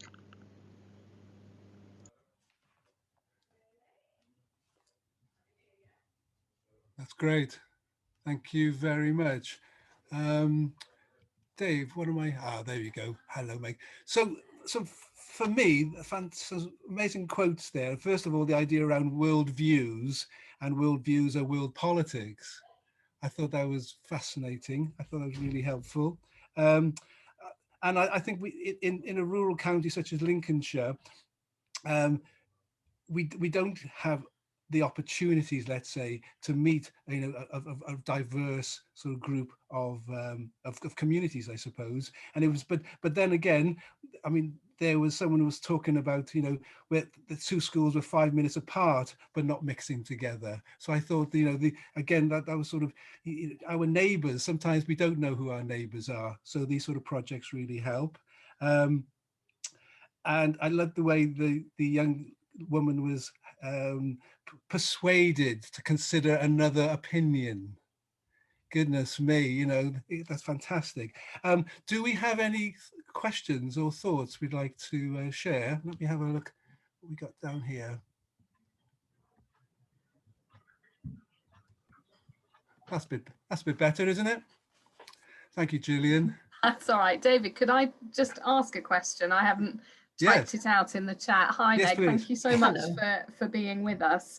I wondered whether it would be possible to think a little bit about how why it was that you feel this is particularly effective in an educational setting, and how might this relate to similar sort of work that might be carried out in sort of local community settings as opposed to school settings? So it started in Bradford, the project, and has spread from there. And for each local authority area that's engaged in schools linking, they've had their own reasons for why they think it's a priority. And for school, I guess the simple answer is that research says that having an impact prior to 10 and then again in adolescence is really important. And also we have everybody in school. So and in the primary classroom, linking fits in very beautifully because you can do many aspects of the curriculum. You can do English, RE, good speaking and listening, social, emotional, arts, whatever angle those two teachers take it through, you can deliver the curriculum at the same time. And we do it as a year-long programme. So it's currently, and it's a really good point that the previous person was saying about just that it's in a rural area, it can be different. Well, down in Kent, they run the programme because they think it's really important for some of their towns and rural areas to connect. And they have unaccompanied minors and some, particularly some communities of the Gypsy community that they feel is really important to integrate. So the reasons are varied. And we work, we know that there's a bidirectional impact between family and children, but that children also have an impact back on their family. So that takes it into community work. And the processes, we've seen that work with a mother and toddler group actually here in Bradford as well. But the benefit of it is that you're working with skilled teachers. So you've got people who've been trained. In secondary, it's often RE teachers that will choose to pick it up, or a head will give it to the RE teacher. Sometimes it's the person in charge of tutorials and SMSC. But we're working with a workforce. I'm a teacher. Azam sends a hello to everyone, and he's currently working in the sixth form college. He's there Monday, Tuesday, Wednesday, and then we get him on a Thursday, Friday. So if you ever want Azam, you have to have your conference on a Thursday or Friday. But yeah, no, he was really pleased to put it together, and just feels as an RE practitioner, the experience for children and teenagers in the schools that he's worked in, just that sense of being able to connect with someone about all kinds of things, and then also about their belief, faith, values. I think, thank you, that was something that we found a lot in our project, was that the best way to try to make a safe space for the adults to engage with some of these questions was to do it through the children. Yes. If we had approached the adults first, it would have been very much a sort of defensive, I don't need to do this, I don't want to do this, but yes, doing it through working with their children and encouraging that kind of family contribution to a creative project. Yes. I think as well, I picked up quite a lot about the importance of that shared outcome. And that's something that Laura was talking about this morning a little bit as well. That's really powerful in bringing everybody along together. Sorry, I'll stop now because I've noticed there is another question in the chat, David. So that's all right. Can I just chip in to say we were really delighted to be interviewed on the NatRe project about social contact in RE classrooms, and yeah, it's a really useful piece for anybody who's interested. There was a question, I think it's from Emily, so she asked, how did the initiative begin? How did it start? So it was 2 deputy heads in Bradford. It was following the civil disturbances that we had in the city in 2001. It wasn't me, wasn't my colleague who I lead with. 2 deputy heads and a local authority advisor thought, our children are talking and dialoguing, but they're not meeting. They might meet for sport or music, and that's all great, but actually we could do more. And so they worked with the local museum, and they designed a year-long programme, 2 classes to start with, 2 year 5 classes, and it worked. And so then the following year, 10 schools wanted to do it, and we now have 200 classes each year in Bradford. And then there was a real looking out for what could be done, cost effective, impact. And so back in 2007, the then Labour government came and said, could you share it? So been really pleased to share it, and currently MHCLG and DFE and the Pears Foundation have been helping us. So we deliver Bradford, we're here. We always say I've been teaching in Bradford, led RE in a primary school, led curriculum, and now they still work for a school. A day a month, actually, the same school, but we knew you can't know somewhere else like you can know your own area, so we wanted it to be locally rooted. So we got a website, share the resources, always interested in learning other people's ideas, putting those onto the website and then sharing that learning. And so there's a network now of practitioners who are often local authority education improvement people or NGOs across the country who are running a locally rooted project but getting national backing, so that we learn from one another, which, I mean, you'll know all about that with, all the work that you do. Yeah. You can only develop a body of knowledge, can't you, by seeing other people expertise as well. Thank you. The point that Rosie's just made actually around projects having to be, sort of long term, longer, at least a year, if not longer. Those sort of longitudinal projects and researches is what we really want and need. Yeah. Alas, sometimes the funding only funds us for 6 months, and we can. I know you know these things. We all know these things. So yes, Rosie, we're with you on that one. And Gillian's just said the same. Yeah. And I know you've been. I think another key factor that we may not have brought out was just the we advocate the use of a neutral space first for the first meeting of the children. Not essential, but often. Yeah. And we've been just so benefited from working in partnership with museums, art galleries, theatres up and down the country, M6 Theatre in Rochdale, the Luton Museums, and they've over time built it in. So Luton Museum, for example, been working with the Luton Project for a decade now. Good for them, they got footfall, but really good for them because they have an agenda for community cohesion and learning as well. Great. And it strengthens the partnership. That's great. Thank you very much. Good. I knew there was going to be a problem with case studies. We're giving people 20 minutes. So we're done. Meg, thank you ever so much for being there. It's a pleasure. You're more than welcome. Are you going to hang about for a while, or is it your colleague that's going to hang about? I'm just going to pop in a minute. I'll hang about. That's lovely. I think I'll go on to. I'll turn myself into a delegate. That's right. Yeah. Okay. All right then. Lovely. Thank you ever so much. Bye. Great. Bye bye. Okay. So. Thank you, Megan. So on to funding community and educational projects.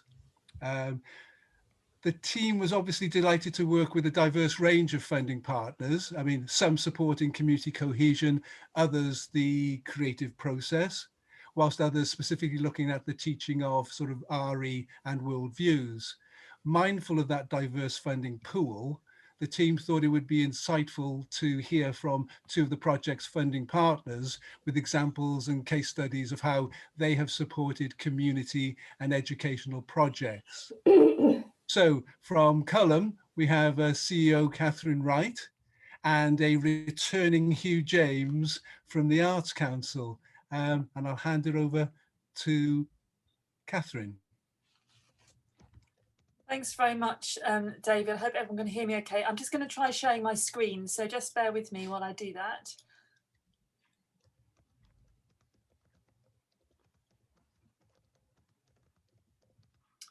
Okay, hopefully everyone can see that okay. It's a real pleasure to share with you thoughts about funding educational projects, and it was a delight actually to hear from Meg. I've come to know Meg a little bit because it was actually funded the linking network as well, and so it was really great to hear from her. So some of you, I know, having looked at our participants, will know a little bit about Cullum St Gabriel's already, and some of you might know quite a lot. But I'm going to give a quick overview of what we are as an organisation and the sorts of grants that we give. And then I'm going to just home in on some that we're funding currently that particularly pick up these themes of community and creativity. And then tell you a little bit about how we're developing as a trust as well in terms of supporting the projects that we work and partners that we work with. So first of all, who are Cullum St Gabriel's? Well, we're an endowed foundation, which means that we have an income through investments. You can read about our history on our website. And Our vision is very much for wanting a well-informed, respectful and open society. That's our ultimate vision. And we feel that there's a major contribution to be made to this through what we call broad-based, critical and reflective religion and worldviews. Many of you will refer to religion and worldviews perhaps as RE in schools. We really like the language of the Commission on RE from 2018, which uses this phrase religion and worldviews. We think it opens up the space for what children and young people can learn about. So we have a number of different strands to our mission, which we hope will help us achieve our vision. I won't read them all to you there, but just to give you a summary, that really the first three of our mission statements are very much about outward facing beyond, if you like, the immediate world of RE or religion and worldviews community. So to public understanding, to informing decision makers, so those wider educationalists that perhaps aren't in the RE space. And then three other mission statements are more what you might call more inward facing, so about developing partnerships and networks within the community itself, looking particularly around research and what sort of research can support the work that we do and others do. And then lastly, and really importantly, sort of developing inspired and well-resourced teaching and learning in the actual classroom itself. So that's a very brief summary of who we are. So in terms of our grant priorities, we basically have one grant priority now. This has changed in the last year or so and it's become more focused as we have revised our own strategy. And basically our priority is an education in religion and worldviews for the reasons I've just given. And when people are applying to us for grants, we ask them to think about how is their project going to align with our vision, our mission and strategic objectives. So how is it going to help us move forward as well as the organisation itself move forward? And you can read more about our vision and so on our website, and there's a little link there. And I'm very happy for this PowerPoint to be shared afterwards if you would like. So in terms of eligibility and awarding criteria, we have a number of different strands that we look at when a grant application comes in. So how relevant is it both to us as a trust, but to society as a whole, to our vision of wanting this well-informed, respectful, open society? What's the capacity of the organisation or individual to actually be able to fulfil the project that's being considered? Most importantly, and I think it's safe to say we've put more emphasis on this in the last 12 months, is around collaboration. And one of the really exciting things about the project you've heard a lot about, particularly this morning, through Reconnecting Lincolnshire, is that collaboration lies at its heart. It's bringing together so many different partners, also so many different funders as well. If you saw the end of those films, you'll see that we're one of many funders of this project. So collaboration is really important to us. The more partners that are involved in a project, the more kind of excited we get by it. Impact is obviously really important. So how are projects going to be measured in terms of their success? What difference are they going to make? And then the dissemination of the project. So in fact, the funding that we gave to Reconnecting Lincolnshire this time round was almost specifically around dissemination. So we wanted to further the work that they were doing to a much wider audience. And then obviously, clearly there are things around value for money and the sustainability of a project. How's it going to continue beyond the life of the grant itself? So those are all the things that the trustees who look at all the applications will consider when they are looking at applications. And this is just a little screenshot of our one of our websites, but this is our website that focuses specifically on grants, just so you can see where to find things and how it's arranged. So we do give individual grants as well. I'm not really talking about those today. But if you're interested in that, do get in touch. And then the project funding, as you can see there's links to how to apply. You can see about the grants that we've awarded in the last few years. We've got details about those. And we've also got a series of case studies. And actually, I've made a note myself today that we need to have more of a case study about reconnecting Lincolnshire. So I will be in touch about that. But you can read about some of the other projects that have already written, particularly if they were maybe shorter term projects where they've kind of completed and finished. You can read about those there. And we also have a new area on our website, which is for existing grant holders, where we're gradually putting more resources and support and so on in that space for those that are already got awards from us. And I'll say a little bit more about that later.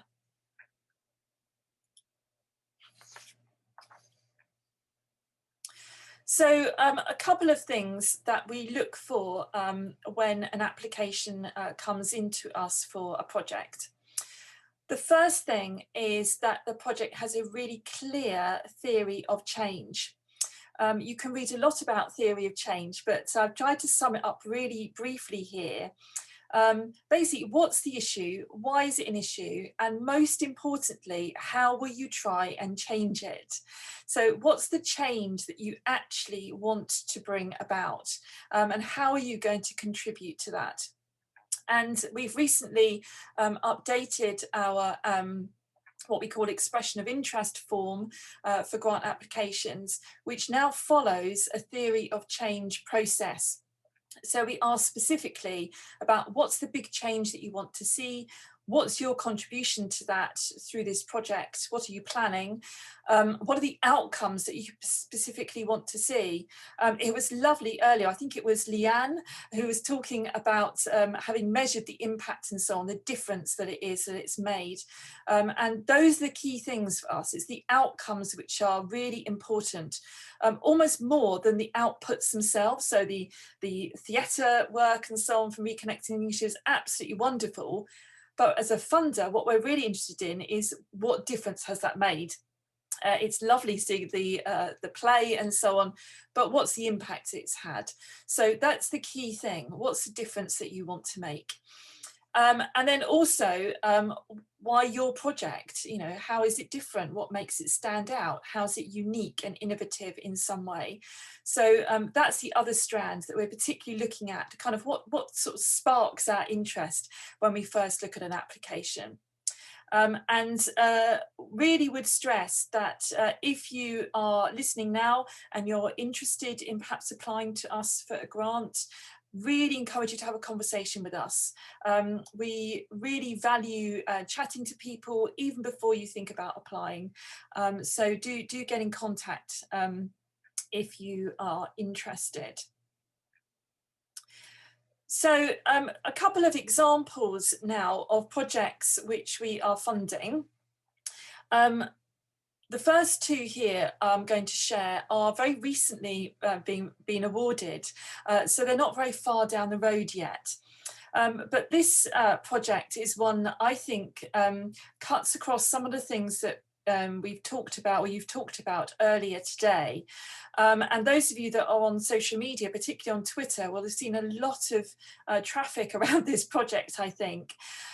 So this project is, again, it's a collaboration between two different organisations and with the wider community and with schools.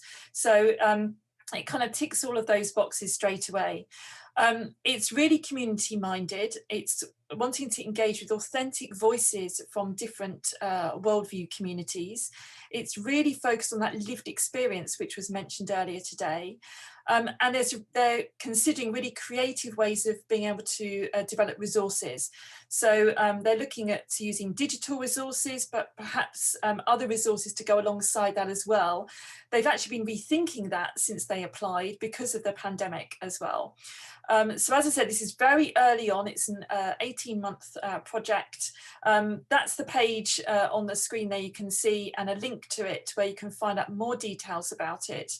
But Jane Yates, who is one of the people heading up this, she's the chair of Cumbria Sacre, has shared a lot about the project on social media, and also there was a local radio feature of this project as well. So it kind of brings together that community and that creative element.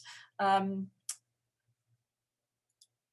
next example again is a community-focused project, this time focusing particularly on diverse Jewish worldviews.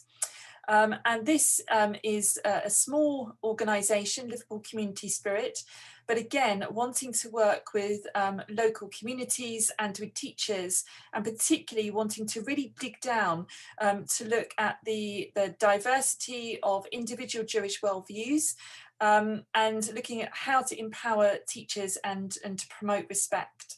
So in some ways, a similar kind of project, and we're hoping that we can connect some of these different groups together to share their knowledge and their experience and so on, as well as their projects progress. Again, this award was only made at the second half of last term, so they're at the beginning of their project as well. And then just, I haven't put a lot about these, but these are 3 examples where creative approaches have been used to disseminate or to develop understanding, or are going to be developing understanding about different worldview communities. So the first one, I'm sure many of you participating today would have seen the report from Theos think tank, which was written largely by Trevor Calling with some colleagues about worldviews in the RE classroom. There is an animation being developed to go alongside this, which I've had the privilege to see a preview of, and I think it's going to really help many people understand what we mean by worldview in religious education. So that's really exciting. It's a creative, a different way of approaching things. Gillian said earlier that sometimes words don't quite express what it is you want to say, and the arts can be really helpful. And I think this animation is a really powerful and interesting way of being able to engage with us understanding what we mean by worldview. The middle one there, again, is a very new project which has just begun. The Jewish Museum in London is looking at new and innovative ways of using objects and images, particularly virtually, so in the digital space. So again, really exciting to be able to work with someone in that sort of museum and arts and creative space there. So I think we're hoping we will learn from them as well as them benefiting from us.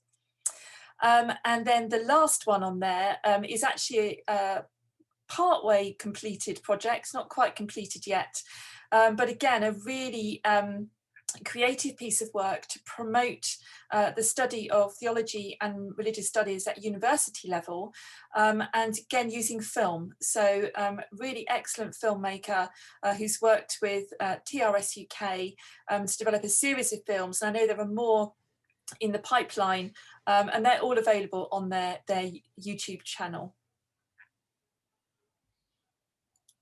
So I think one of the things that I would say in terms of particularly the creative arts and what we might fund through our trust is that they can't be a kind of an end in themselves.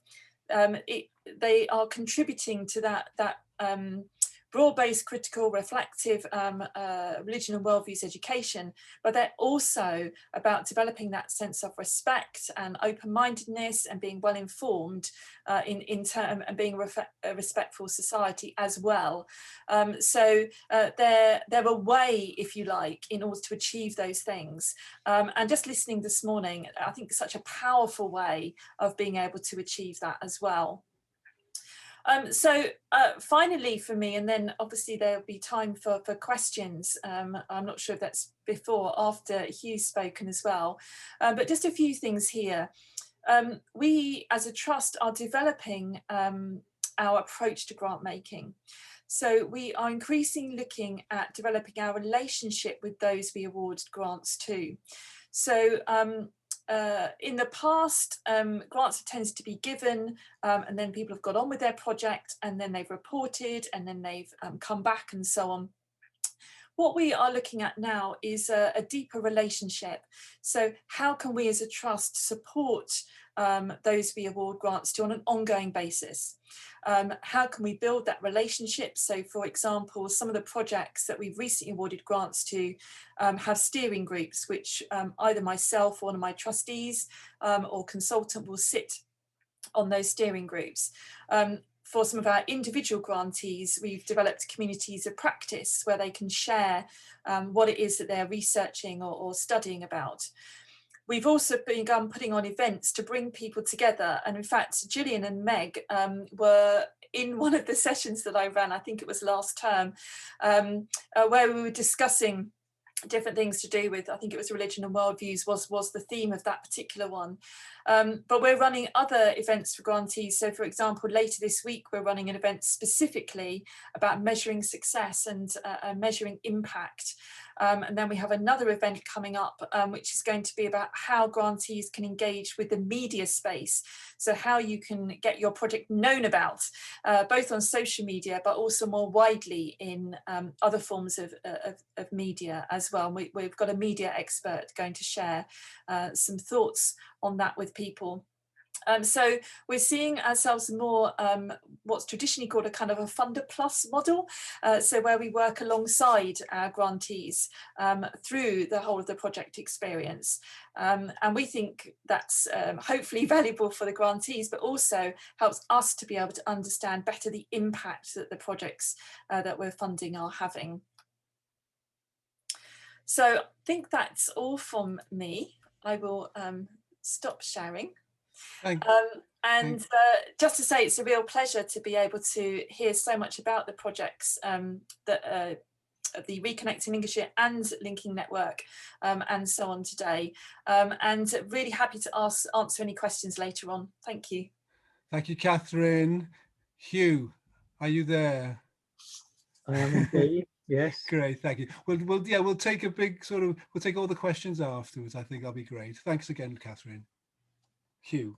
Okay, thanks, David. Thanks, Catherine, as well. Really interesting to hear about the work of your trust, and it kind of reminds me that you know, in the Arts Council, trusts and foundations as another kind of aspect of funding can be key partners in projects, and it's really good to hear the kind of developmental role that you have, as well as just giving the money, which I hope the Arts Council does as well, in its kind of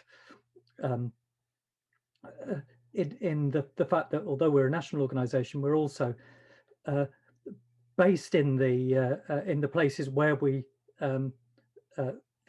where activities that we support actually happen, and you know, we benefit from them as well as the people who are receiving the funding. So I'm going to share my screen again and bring up this perhaps slightly more corporate and generic presentation about Arts Council National Lottery project grants, or project grants for short. Project grants is the Arts Council's most popular open access funding programme, and unlike the kind of very specific parameters that we've just heard about, the project grants can support a very, very wide range of activities from a very, very wide range of applicants. So this is, as I said, perhaps a little bit more corporate and generic than what we've just heard, but I've thrown in a couple of Lincolnshire related examples at the end, and I'm going to try and go through this and not get too bogged down in the detail, because you can find all that out on the Arts Council website, and looking at the guidance and other resources that are available that I will talk about along the way. So just to remind you all of my previous presentation, where I talked about the Let's Create strategy and the 3 outcomes underpinned by, they should come up, the 4 investment principles. And those, I'll just go back to that, those are very much informing our thinking, although Project Grants kind of predates Let's Create, just as the funding program was developed and Let's Create was published, and now we're thinking about its delivery. The two things are very much kind of informing each other. So what is Project Grants? As I said, it's an open access fund. It exists to be reactive to new ideas, to new talent, to new approaches in arts and culture. Although it's not exclusively about innovation, but that is something that we do like to see. It offers grants of between £1,000 and £100,000, occasionally above 100,000, but the vast majority are in that range, and it supports arts activity. That's activity in one of our supported disciplines, as we refer to them: dance, literature, music, theatre, visual arts, combined arts, which also includes festivals, carnivals, and other kind of activity of that nature. It also supports museum practice. So if you're an accredited museum, you can apply for activities relating to museum collections and other aspects of museum practice. We also support work in libraries, although not the statutory function of libraries. So our remit does include libraries, but it's libraries development rather than the statutory function, which is the responsibility of local authorities and library services. There's the green hexagon mentions the use of creative media. It's not seen exclusively as an art form, but a medium that is used increasingly, and especially over the past year. Basically, using technology to make and share work in our supported disciplines. So that's in the digital realm, virtual, podcasts, and other online activity. It's not a mandatory thing, but it's something that we are interested in, particularly over the last year. And as activities respond to COVID and what can be done and what can't be done, the virtual and digital realm is where a lot of interesting practice is happening. But the key aspect of anything that is supported through Project Grants is that it engages with the public. The projects we fund must reach people in England, either in the short term or the longer term, and that can be in person, face to face. At the moment, that's not quite so easy. So online or other ways of reaching people, and that could be as an audience member, as a participant in a project, as a listener, as a reader. It can take many different forms, but it's got to reach people. The activity, it's not for the benefit of exclusively the benefit of the applicant. It needs to have some public benefit as well.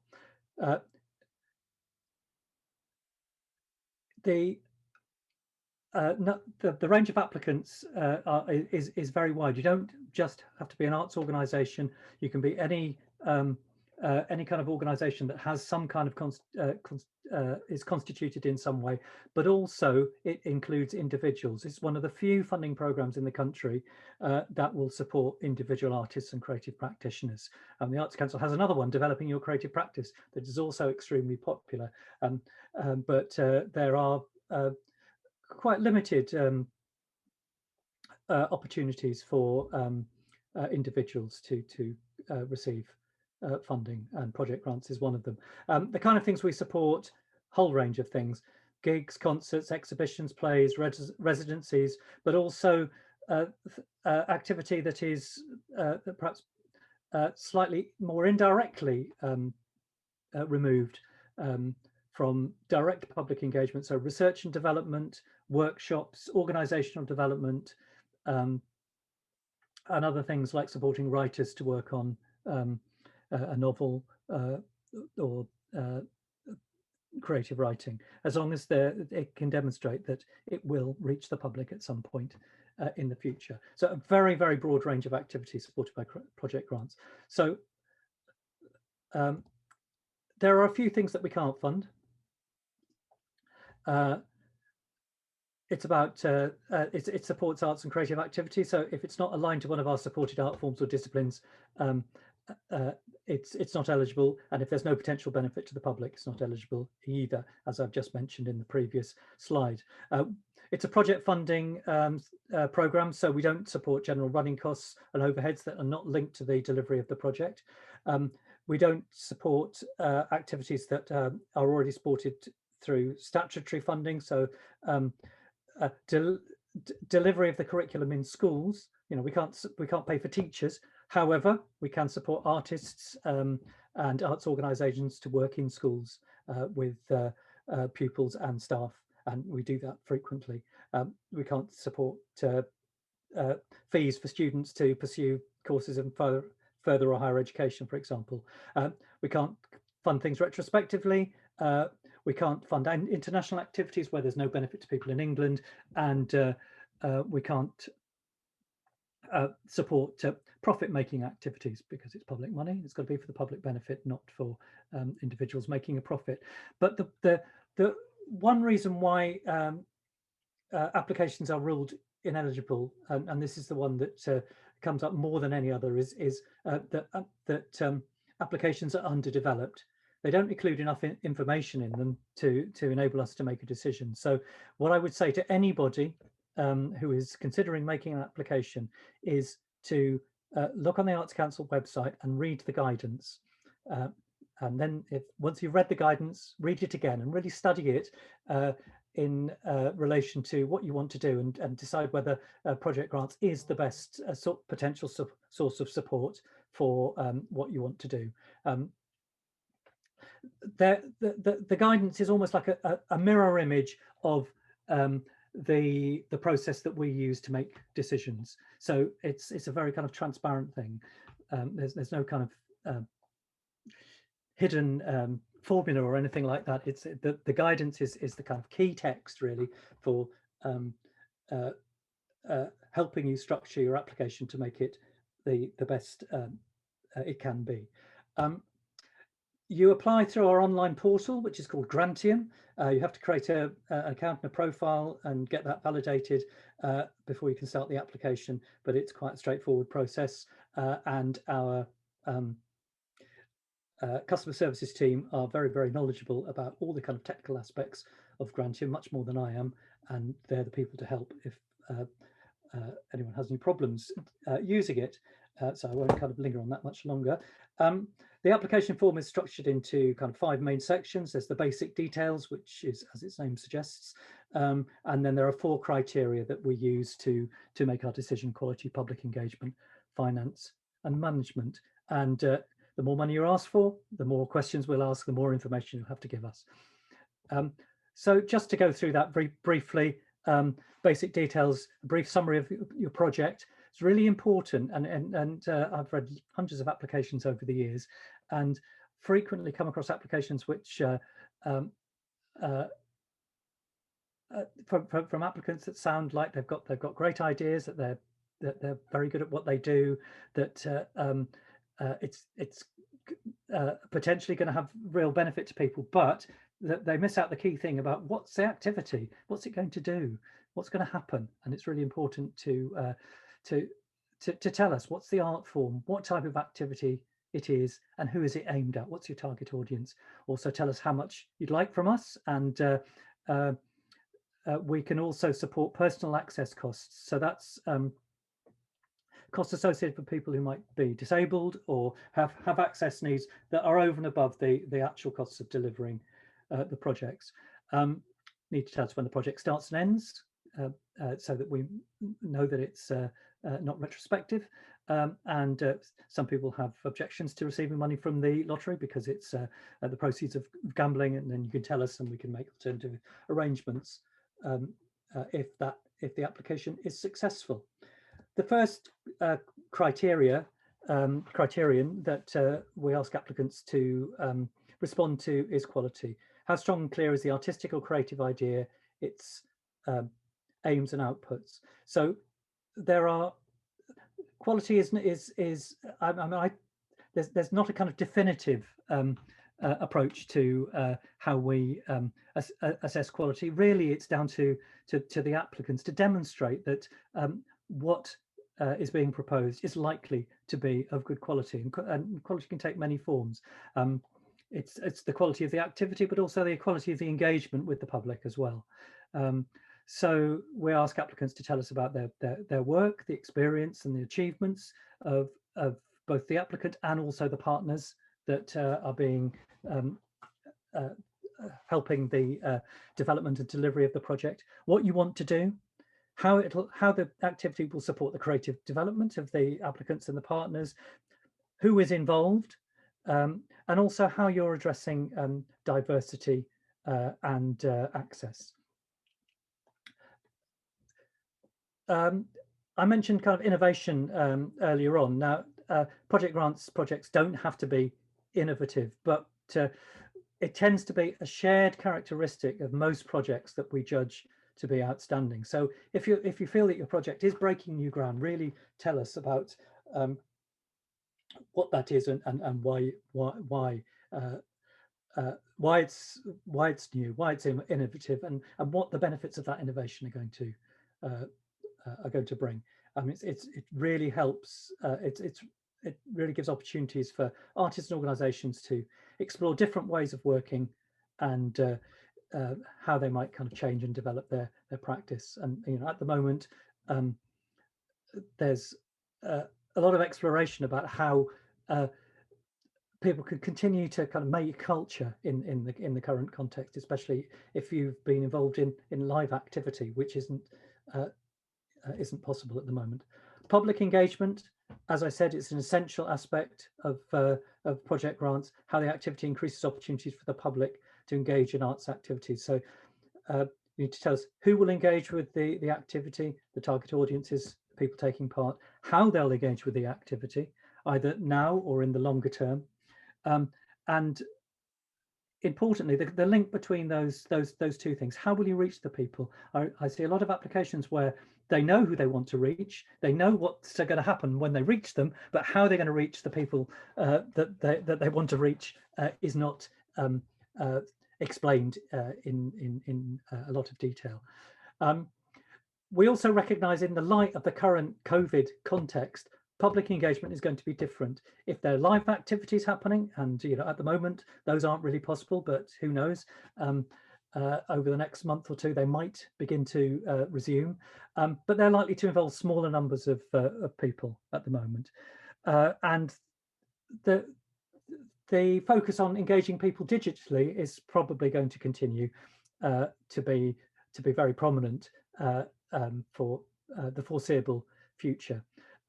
It might be that you can't, that direct public engagement at the moment isn't possible, but in the longer term, it certainly is. So that's something to tell us. So if it's organisational development or research and development into new ideas, you tell us how it's going to kind of reach people in the longer term. So management.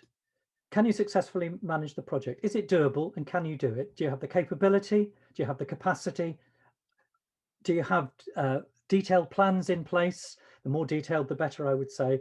And if it's something that's happening in different locations, are those locations confirmed? If it's a tour, are the dates confirmed? Are the venues confirmed? Are they appropriate for the project? Are your partners fully on board, or are you still kind of discussing things with them? Also, at the moment, as we're in COVID times, we're asking applicants to tell us that they are able to manage their activity effectively and safely at the moment, in order to comply with COVID safety and government guidelines. So if an activity involves working with the public, you need to have a plan in place to do this as safely as possible and manage risks effectively. You need to tell us how you can feasibly deliver the project, what you've done to make sure it's safely delivered, and also you know, absolutely essential, really, given the uncertainty and change that's around. Contingency plans. What's going to happen? What are you going to do? How are you going to adapt your plans if you can't deliver them in the way that you originally envisaged? And that is a condition of grant for us at the moment. Finance as well. Just move on. Are your finances realistic, achievable, and fair? You need to tell us where the money's coming from. And that's both cash support from the Arts Council, but also from other funders and supporters, but also support in kind as well, which has a value to it. And how you're going to spend the money in as much detail as possible. It's essential that your income and expenditure budgets balance, that you have that you're not spending more than you've got money coming in, or you're not spending less, and what you're going to do with the rest of it is public money. We need to be accountable for it. And tell us about your experience in managing budgets, how the figures in the budgets have been calculated. It's really essential to for us to know the assumptions on which your expenditure rests in as much detail as you can. The more money you're asking for, the more detail we'll probably we will need to see. So if it's a small value application of under 15,000, there's less than if it's a larger one where we'd need full budget and cash flow details. At the moment, we know that for most artists, creatives, organisations, current situation with COVID is making finding additional financial support more challenging, extremely challenging in some cases. That's not saying that we don't we don't want applicants to explore other sources of support, because we do, because it makes our money go further, and also it demonstrates other aspects of the project that we're looking for: quality, public engagement and management. But we have, for the time being, removed the requirement for the minimum 10% match funding. If you don't have much funding, or you've got less than 10%, you'll still be able to put your application in. It will be eligible, and we will look at it in the same way as we look at other applications. And we'll take the difficulty of securing additional funding into account when we're making our decisions. Some other changes that we've made over the last few months, we just under a year ago, we paused project grants because we needed to focus very much our energy and resources on dealing with the immediate crisis of COVID. But we reopened project grants in the summer last year, but with some changes. The things I've already highlighted relating to COVID, but also we are placing more emphasis on applications from individuals, recognizing that they've been particularly badly hit by the pandemic, and also supporting time for them to think and plan, and how will they continue to kind of do what they do in the current context. We're aiming for a 50-50 split between individuals and organisations. We're supporting more research and development and organisational development activity as a result, and live activity that can be safely delivered. But also we're paying particular attention to activities that closely align with our equality objectives. It's part of our response to COVID. It's helping us support communities most impacted, as well as responding to inequity across the sector as a result of social injustice. And some of the things that I talked about relating to equality, diversity and inclusion that I mentioned earlier when I was talking about Let's Create. So improve access to the sector for disabled people, for people from Black, Asian and minority ethnic communities, challenging racism, addressing specific disadvantages facing children, young people and older people as a result of COVID-19, and improving access to creative and cultural activities to those from lower socioeconomic backgrounds. We do provide support for people to make their application as well. So The guidance is available in alternative formats, in BSL translation, but also if you need help making your application from a person, we can fund the costs of an access support worker to help you with that, and our customer services team. Here is the address. Will be able to help applicants with that. But the place to look really, first of all, is the project grants pages of the Arts Council website, where there are kind of online resources there, videos, as well as and other information sheets, as well as the kind of core guidance. And there's also a kind of "Is my project ready?" interactive quiz that you can do before you make your application to decide whether you're ready to do it. So that's all the kind of stuff about how how project grants operates and what it supports. But here's a couple of examples just to finish off of projects that we have supported in Lincolnshire. And the first project was led by an artist called Jason Wiltshire-Mills. So some of you might know him. He's a disabled artist, works a lot in Lincolnshire as well as elsewhere. And this project, the Guinea Pig Club, he was working with school and community in Rorsby and Sleaford, along with a felt artist called Laura Mabbott, to both work in the digital realm, but also in the kind of more traditional working with felt and craft, to create public art pieces inspired by Rorsby Hospital, which is where the surgeons rebuilt the faces of RAF pilots who'd been burnt in World War II. So workshops with students at the schools, exhibitions within the community, and the school pupils were also able to gain Arts Award as a result, and working with a number of partners, including the National Centre for Craft and Design. And one of the things that happened during this project was the work that had been produced by the children from the school, working with Jason and Laura, was projected onto the side of the building. So that's a project with schools and mainly younger people. This next one is more of a kind of wider community project. Willoughby Road Allotment Association in Boston. They were awarded £15,000 to bring together an artist in the local community to make new artworks for the allotment, and engaging people perhaps who might be users of the allotment or visitors to it, but hadn't engaged with arts and creative activities before. So, you know, that's reaching people for the first time. Working with 6 artists and the Allotment Association, but also Transported, which is the Creative People and Places programme in Boston and South Holland. So it's very much a kind of co-creative project with the community, working with artists.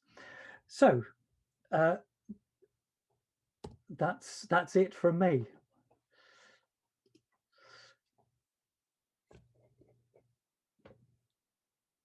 I think you're on mute, David.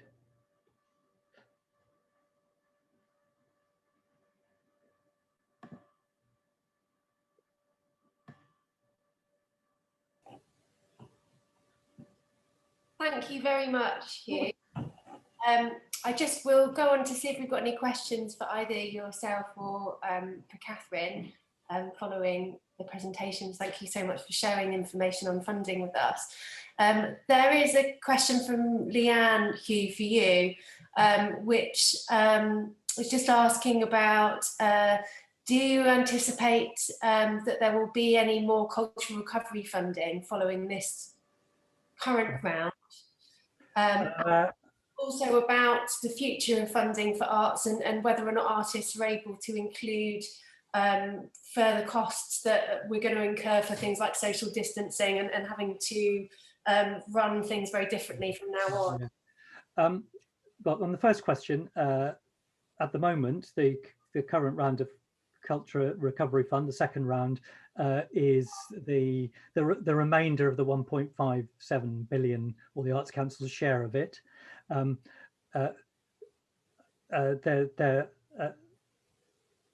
that is money, as you might be aware, that the Arts Council kind of manages on behalf of DCMS and government. So it's not our resources, and we're doing it kind of for government. So really, it's down to DCMS and government to decide whether or not the cultural sector needs more recovery support.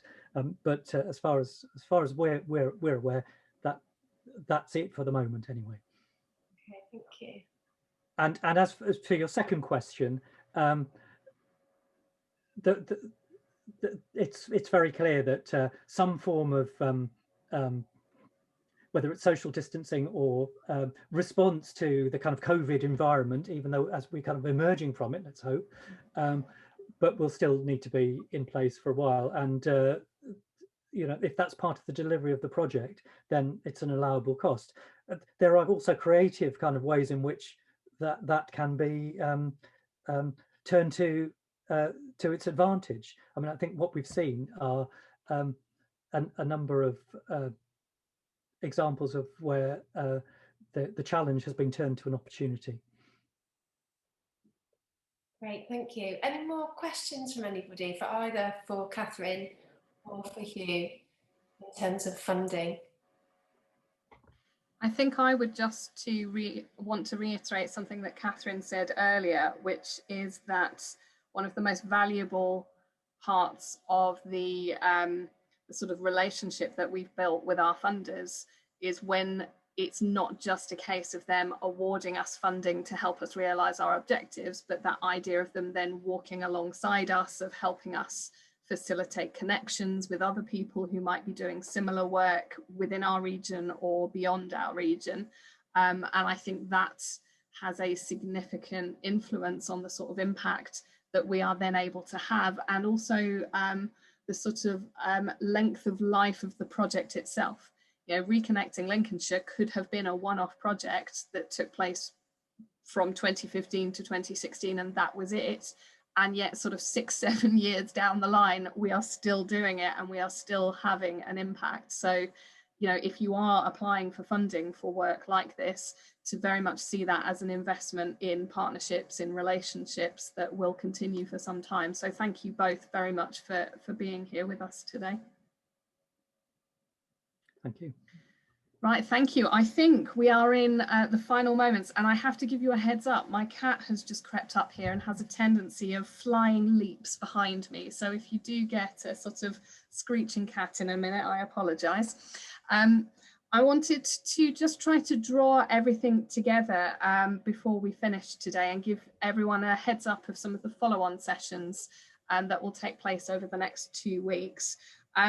I think I wanted to reflect on the extent to which we have explored the idea that working in a creative way with creative practitioners is something that has better enabled us to help children and young people step outside their own particular ways of seeing the world and drawing meaning from the world. But it's also been, in our experience, a really significant way of empowering voices, and particularly the voices of those who do not often feel heard. And I think one of the common themes today has been around taking time, about listening, and about building relationships of trust and of respect. I wanted to just open it out to our panelists. Were there any other thoughts that you would like to reflect from the day? I mean, just one of the key things I think I will take away from the work that we're doing and continue to do on the project. Before starting this journey, I don't think that I would have felt confident going and really discussing such complex ideas with young people. And I have found it incredibly exciting the way that young people are actually really able to engage in these conversations at such a high level, really. And I found that really exciting and fulfilling as a practitioner, and has kind of expanded my, I guess, expectations of what young people can contribute. So, yeah, I think I'd echo that, Emily. And I think sometimes, you know, even the teachers we're working with, you know, that they were quite hard concepts, and it was quite a hard sell at times. But I think actually the young people grasped it more eagerly, not in all schools, but certainly in some schools, and the teachers did, and actually the children ran with it. And I think teachers were actually quite surprised at kind of the level that they could sort of discuss, and that was really exciting. Yeah, I think I was just going to say, Gillian, as well, that changing attitudes is one of the hardest things to do, and it's extremely hard to measure as well. But actually, in many ways, you've achieved both those things. You've managed to change attitudes, and you've managed to measure it as well, because you set that up from the start. And I was just really reminded of the power of story today. And this has come up as a theme in a number of sort of events or conversations I've had recently. And just the whole idea of telling our story, how our story connects with someone else's story, and how our stories diverge as well. And I think this is a great example of that. And it's just sort of reminded me, being sort of listening in and so on today, it's reminds me of that and the power that stories have. So thank you for the reminder. I mean, for me, ever so briefly, I mean, when we put out a call for either case studies or examples of organisations using the arts and creativity to deliver and teach RE, I mean, there really was, the first time round when we were going to have the seminar, the symposium in Cambridge, there was a lot of examples out there, and it would be fascinating to see if we could sort of harvest all that work in either in England, in the UK, because there's a lot of it going on, a lot of it's, you know, flying under the radar, and I'd like to think the Arts Council would be interested in seeing it and hearing it. So that kind of harvesting of examples of where art and creativity is happening in the schools, teaching RE, and wider sort of worldviews and how it engages with other communities would be an interesting bit of work. It really would. I think it'd be very exciting. And the work that's obviously going up in Kirklees, and the work that's popped out today, exactly in Bradford, in Kirklees, down in, you know, the southern counties. Very exciting. That's my bit. Thank you. Thank you. Laura, did you want to reflect anything back from today? Excuse me. Just to say that it was really interesting to see those other creative outcomes, those creative projects in the case study and the presentation. I think the wonderful thing is about sharing stories and collecting voices and creating a piece of art or an event or a happening which pulls together all these different elements of these individuals, young people. I think it's a really simple, it can be a really simple thing, and it can be done on a really small scale within the classroom. It doesn't, you know, although the fuller, bigger projects are fantastic and they do have bigger impact, as a sort of a model, a collection of individual contributions to a bigger community group creative expression, I think, is just a really valuable, invaluable sort of tool, really. Yeah. So. Brilliant, thank you. And thank you to all of our panelists for their contributions today, and for all of you who have been contributing on the chat. I want to just at the very end here flag up the follow-on conversations that will be taking place over the next 2 weeks. We have one on the 2nd of March that is around applying for funding. If you want to do work like this, you've got to know how to apply for funding, trust me. So that will be an incredibly valuable conversation for some of you. On the 4th of March, we will be leading a discussion around using creativity to help deliver effective RE, which some of you may be interested in. On the 9th of March, we'll be looking at managing a community project, so talking about some of those nuts and bolts that David and Leanne have been talking about today. And on the 11th of March, we'll be holding a follow-on conversation about different ways in which we can seek to amplify young people's voices. You should have received information about those follow-on conversations in advance of today. We can send you reminders as well. Please do let us know if you intend to come along to any of those conversations, and please do share that invitation with others who you think may be interested in attending as well. And just really to finish off today by saying thank you to everyone involved, but especially thank you to those who have supported our work over the past few years, including our funders, some of whom we have represented today, Cullum and Arts Council England. Thank you very much for your time. We are very excited to carry on the conversation, so please do get in touch with us in due course, and we would love to work alongside you all. Thank you very much.